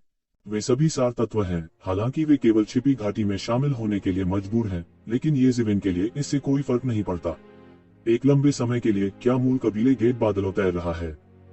भले ही पुराने विचारों वाले संप्रदायों की संख्या कम हो, वे केवल एक छोटा सा हिस्सा है जो हानि रहित और हानि रहित है, इसलिए वह बिल्कुल परवाह नहीं करता है। इस अवधि के दौरान येज़िवेन निष्क्रिय नहीं थे, लेकिन उन्होंने अपनी ताकत को मजबूत करने के लिए समय बढ़ाया। इस बार वह सिर्फ टाइम गाउन लेकर आया था, हाथ में नाग की तलवार के बिना। येज़िवेन की युद्ध प्रभावशीलता में निर्विवाद रूप से बहुत गिरावट आएगी। अन्यथा समय वस्त्र उसके शरीर की रक्षा करेगा और दुश्मन के खिलाफ नाग की तलवार अजेय होगी। उनके जैसा फिजूल खर्ची करने वाला शख्स पूरी दुनिया में कोई नहीं है। भले ही आम लोगों के पास एक टूटा हुआ ताओवादी उपकरण हो, वे पहले से ही बहुत खुश हैं। त्यानयुवान दर्पण की तो बात ही छोड़ दें। येज़िवेन के पास 3 ताओवादी उपकरण होने चाहिए। अगर इस खबर का खुलासा हुआ तो येज़िवेन को डर है कि वह तुरंत स्वर्ग की दुनिया में सभी का दुश्मन बन जाएगा और अनगिनत बेहद लालची दुश्मन एक के बाद एक आएंगे। उस समय वह वास्तव में छिपने में असमर्थ होगा। वह लगातार अपनी खेती को मजबूत कर रहा था और दिन ब दिन बीतते जा रहे थे। 10वें दिन एक भयानक सांस आसमान से गिरी और समुद्र की लहर की तरह उठी, छिपी हुई घाटी को ऊपर और नीचे मार रही थी। शक्तिशाली संभावित सम्राट, जैसा कि सभी को उम्मीद थी, उम्मीद के मुताबिक आया। भयानक अर्ध सम्राट की सांस ने पूरी छिपी हुई घाटी को झकझोर कर रख दिया। हालांकि वे तैयार थे, लेकिन जब यह क्षण वास्तव में आया तो छिपी हुई घाटी में बहुत से लोग बेकाबू दहशत में आ गए और आत्मा और हड्डियों में गहराई तक जाने वाला डर अचानक फट गया। अर्ध सम्राट स्तर के आंकड़े पौराणिक क्षेत्र में आधा फुट के साथ कदम रखते हैं। हालांकि वे केवल आधा फुट के हैं, फिर भी वे पूरी तरह से साधारण ईश्वर राजा से ऊपर हैं, जो पूरी तरह से कुचल रहे हैं। लगभग जीवन स्तर के रोलिंग ने छिपी हुई घाटी को आतंकित कर दिया, विशेष रूप से विभिन्न बलों के अवशिष्ट विशेषज्ञ जो अभी शामिल हुए थे। इस समय वे लगभग बेहोश हो गए। क्या तुम मजाक कर रहे हो? वे स्वर्गीय परिवार के विशेषज्ञों के कब्जे से बचने के लिए छिपी हुई घाटी में आए। परिणाम स्वरूप न केवल स्वर्गीय परिवार की सेना इकट्ठी हुई, बल्कि स्वर्गीय परिवार का एक संभावित सम्राट भी व्यक्तिगत रूप से आया। यह एक मरा हुआ अंत नहीं है। जब वे मूल रूप से टूट गए और नष्ट हो गए, तो कम से कम 1 या 2 स्वर्गीय भगवान राजा बाहर चले गए और कभी कोई अर्ध सम्राट नहीं हुआ था। अर्ध सम्राट किस स्तर का अस्तित्व है? यहाँ तक स्वर्ग की दुनिया में भी यह अभी भी बहुत कम लोगों का पेटेंट है। बहुत कम लोग ही उस स्तर तक पहुँच पाते हैं। यह दुर्लभ है। जिस युग में अर्ध सम्राट बाहर नहीं निकलता है, वह अजेय अस्तित्व है जो स्वर्ग की दुनिया पर हावी है। यह कैसे उन्हें हैरान नहीं कर सकता था और लगभग मौत से डर गया था। दूर उसके पूरे शरीर पर आंखों वाला एक शक्तिशाली दानव एक भयानक सांस के साथ आकाश से गिरा। बहुत से लोग एयर कंडीशनर की सांस लेने में मदद नहीं कर सकते। 100 आंखों वाला विशाल, हालांकि हमलावर तियान परिवार का है, लेकिन वह तियान परिवार का सदस्य नहीं है, लेकिन फिर भी उसके पास बहुत कुछ है, क्योंकि यह एक ऐसी जाति से संबंधित है जो लगभग लुप्त हो चुकी है। 100 आंखों वाला विशाल। 100 आंखों वाला विशाल टाइटन्स का है। एक बार शानदार, हालांकि गोल्डन टाइटन नहीं, लेकिन प्रतिष्ठा के मामले में गोल्डन टाइटन की तुलना में यह छोटा नहीं है। इस परिवार ने कई अर्ध सम्राट स्तर के उस्ताद पैदा किए हैं। बाद में, क्योंकि वह त्यानजू द्वारा लुभाया गया था, उसने त्यानजू में शरण ली और अंत में सभी राष्ट्रीयताओं को धोखा दिया। त्यानजू के खिलाफ दूसरे युद्ध में उसे अंतहीन शून्य में सील कर दिया गया था। मैंने इस परिवार के स्वामी को लंबे समय तक नहीं देखा, लेकिन उन्होंने पहली बार 100 आंखों वाले विशाल परिवार के भावी सम्राट को पहचाना, क्योंकि उसके शरीर पर सैकड़ों बड़ी और छोटी आंखें अविस्मरणीय और पहचानने में आसान हैं। अन्य टाइटन्स की तरह यह 100 आंखों वाला विशाल अतुलनीय रूप से लंबा है। इसका शरीर 10,000 फीट जितना ऊंचा है। एक पैर बाहर निकलता है, दुनिया रंग बदलती है और धरती ढह जाती है। राजसी शरीर एक पैर से नीचे गिर गया और अनगिनत छिपी हुई घाटी को फिर से जीवित कर दिया गया और फिर सीधे रौंद दिया गया। आखिरकार छिपी हुई घाटी सम्राट को विरासत में नहीं मिली है। केवल कुछ देवताओं ने ही कई वर्षों तक व्यूह की व्यवस्था की है। यद्यपि उनके द्वारा व्यवस्थित सरणी उपयोगी है। हालांकि जब एक शक्तिशाली 100 आंखों वाले विशालकाय अर्ध सम्राट का सामना करना पड़ा, तब भी यह अपनी भूमिका नहीं निभा सका और इसका अधिकांश भाग मौके पर ही गिर गया। छिपी हुई घाटी। कई दिव्य राजा बहुत प्रतिष्ठित दिखते थे। हालांकि येज़िवेन ने पहले अपनी ताकत में सुधार किया था, फिर भी वे संभावित सम्राट के हमले के सामने खुद को शक्तिहीन महसूस करते थे। उस स्तर की उपस्थिति में उनका साधन कुछ भी नहीं प्रतीत होता था। वह लानत है येज़िवेन, बाहर आओ और मरो। 100 आंखों वाला विशाल गर्जना करता है और दुनिया अन्य टाइटन्स की तरह रंग बदलती है। हवा और बादल की शक्ति को नियंत्रित करने के लिए 100 आंखों वाले दिग्गजों का जन्म हुआ है। एक बार उपयोग करने के बाद यह अजेय है। इस समय उसने त्यानजू के पराजित सैनिकों को देखा था। हालांकि वह केवल थोड़ा ही पीछे बचा था, उसके लिए सच्चाई जानना ही काफी था, यानी येज़िवेन ने स्वर्गीय परिवार के कई देवताओं को मार डाला और स्वर्गीय परिवार की सेना को हरा दिया। यह घृणा महान है। कैसी नफरत। बस आकाश और पृथ्वी को तोड़ते हुए एक विशाल गुंजन और एक तलवार आकाश से गिरी और अचानक 100 आंखों वाले विशाल की दिशा में गिर गई। इस तलवार की छांव में सोने का संसार है। यह येज़ेवेन है जिसने गोली चलाई थी। एक शॉट ने भी गजब का दम दिखाया। एक समय के लिए 100 आंखों वाला विशाल भी इस तलवार की काटने की सीमा से बचने के लिए थोड़ा पीछे हट गया। यह पहली बार है कि 100 आंखों वाले विशाल का शरीर टाइटन है। टाइटन परिवार अपने आप में स्वर्ग और पृथ्वी में मजबूत भौतिक साधना वाला परिवार है। उसके लिए भौतिक साधना में अधिक शत्रु नहीं है। वह जिस चीज पर सबसे ज्यादा निर्भर करता है वह उसका भौतिक शरीर है, जो परम जादुई हथियार है। लेकिन इस बार उसके अंतर्मन ने उसे बताया कि यह बहुत ही खतरनाक झटका था। उसने इसे मुश्किल नहीं लिया। निश्चित रूप से तलवार काट दी गई थी और अनगिनत सितारों को टुकड़ों में काट दिया गया था। सितारों की एक आकाशगंगा को पार कर गया। यह झटका अर्ध सम्राट के स्तर तक पहुंच गया है। इस समय वह अंत में समझ गया कि केंद्रीय स्वर्गीय राजा जैसे लोग क्यों पराजित होंगे। हालांकि केंद्रीय स्वर्गीय राजा की ताकत उनकी राय में कुछ भी नहीं थी, लेकिन वे शीर्ष 10 दिव्य राजाओं के शीर्ष विशेषज्ञ भी थे। परिणाम अभी भी हार था। हार से पहले भी कोई खबर नहीं थी। यह एक विनाशकारी हार रही होगी। अब ये सब सच में सामने आ गया है। अर्ध सम्राट स्तर की लड़ाकू शक्ति वाला एक मास्टर वास्तव में स्वीप करने के लिए पर्याप्त है। वह थोड़ा गरिमा में दिख रहा था, लेकिन जल्द ही उसका अहंकारी रूप वापस आ गया। उनके परिवार के लिए किस तरह का विरोधी महत्वपूर्ण नहीं है। वह युद्ध से कभी नहीं डरा। फिर कुछ भयानक हुआ। छिपी हुई घाटी में अनगिनत सरनी मंच एक के बाद एक पुनर्जीवित हुए, एक भयानक सामान्य प्रवृत्ति का निर्माण करते हुए सीधे बढ़ गए और फिर दूरी में गोली मार दी। 100 आंखों वाले विशाल पर नहीं, बल्कि उसके पीछे स्वर्गीय परिवार सेना की ओर। हालांकि मोहरा सेना हार गई थी। 100 आंखों वाला विशाल एक बड़ी सेना लेकर आया था, लेकिन यह सफेद आंखों की डिग्री से भी बदतर थी और समय पर बनाए रखने में विफल रही। इस समय यह इंसानी दमन का उद्देश्य था। हम थोड़ा कौशल। 100 आंखों वाले विशाल ने ठंड से सूंघ लिया। उसके पूरे शरीर पर सैकड़ों आंखें थीं। 10 आंखें खोली और फिर एक बड़ा जाल बनाने के लिए अनगिनत रोशनी में फट गया, जिसने अतीत को उन सरनियों की ओर धकेल दिया। एक पल में इन सभी सरनियों को तोड़ दिया गया था और इससे पहले कि उन्हें धमकी दी जा सके, वे पूरी तरह से चकनाचूर हो गए। 100 आंखों वाले विशाल ने केवल एक शॉट के साथ एक शक्तिशाली साधन दिखाया, जो भयावह था। व्यू में युद्ध देखने वाले गुप्त घाटी के वे स्वामी इस आक्रमण को देखकर स्तब्ध रह गए। इस तरह के साधन वास्तव में पृथ्वी को हिला रहे थे और किंवदंतियां सभी झूठी नहीं हैं। 100 आंखों वाले दिग्गजों का यह परिवार वास्तव में उन वर्षों में उनके अद्वितीय हत्या के नाम का हकदार था। येज़ेवेन, बाहर आओ। ऐसे साधन बेकार हैं। तुम्हें बहुत स्पष्ट होना चाहिए कि हमारे स्तर की प्रतियोगिता में प्रलोभन का यह स्तर अर्थहीन है। 100 आंखों वाला विशाल सीधे बोला और बोला। वह कदम दर कदम आगे बढ़ा। एक आदमी हिडन वैली के स्टेशन की दिशा में आया और ऊपर चढ़ना चाहता था। हत्या के इरादे ने पूरे आकाश को झकझोर कर रख दिया और उसके हत्या के इरादे से पूरा ब्रह्मांड रह गया। कार्डपोन 6। छिपी हुई घाटी में अनगिनत बड़े सरनियां एक पल में बरामद हुई, लेकिन वे एक पल में ढह गईं। वे इस तरह के दबाव को सहन नहीं कर सके और एक के बाद एक गिर पड़े। लेकिन छिपी हुई घाटी में येज़ेवेन ने इसे नहीं सुना। वह बस लड़ने के लिए सरनी शुरू करता रहा। एक के बाद एक सेना फिर से जीवित हो गई और फिर 100 आंखों वाले विशाल की ओर गिर गई। एक के बाद एक इन सरनियों की वसूली बिल्कुल भी नहीं रुकी, बल्कि बेहद शक्तिशाली शक्ति भी बढ़ गई। वर्षों से छिपी हुई घाटी का विवरण मजाक नहीं कर रहा है। कम से कम ये सरनियां अंतहीन की तरह हैं और इनका कोई अंत नहीं है। लेकिन फिर भी यह अभी भी 100 आंखों वाले दैत्य की प्रगति को नहीं रोक सकता। उसने तनिक भी संकोच नहीं किया। उसके द्वारा सभी अपराध आसानी से तोड़े गए। उसने बस इसे लहराया और सब कुछ नष्ट हो गया। बूम! पूरा आसमान ढह रहा है, वृक्ष हिल रहा है और इन अपराधों में सब कुछ पूरी तरह से बिखर गया है। 100 आंखों वाले दैत्य ने अनगिनत रक्षा सारनियों को खोल दिया है और उसकी सैकड़ों आंखें छिपी हुई घाटी की गहराई में येज़ेवेन को देखने में सक्षम लगती हैं। उसने सीधे एक सरनी मंच को तोड़ा और फिर उसका शरीर अचानक आग में बदल गया। सीधे छिपी हुई घाटी में कई सरनी प्लेटफार्मों में घुस गया और अप्रत्याशित रूप से छिपी हुई घाटी में मारना चाहता था।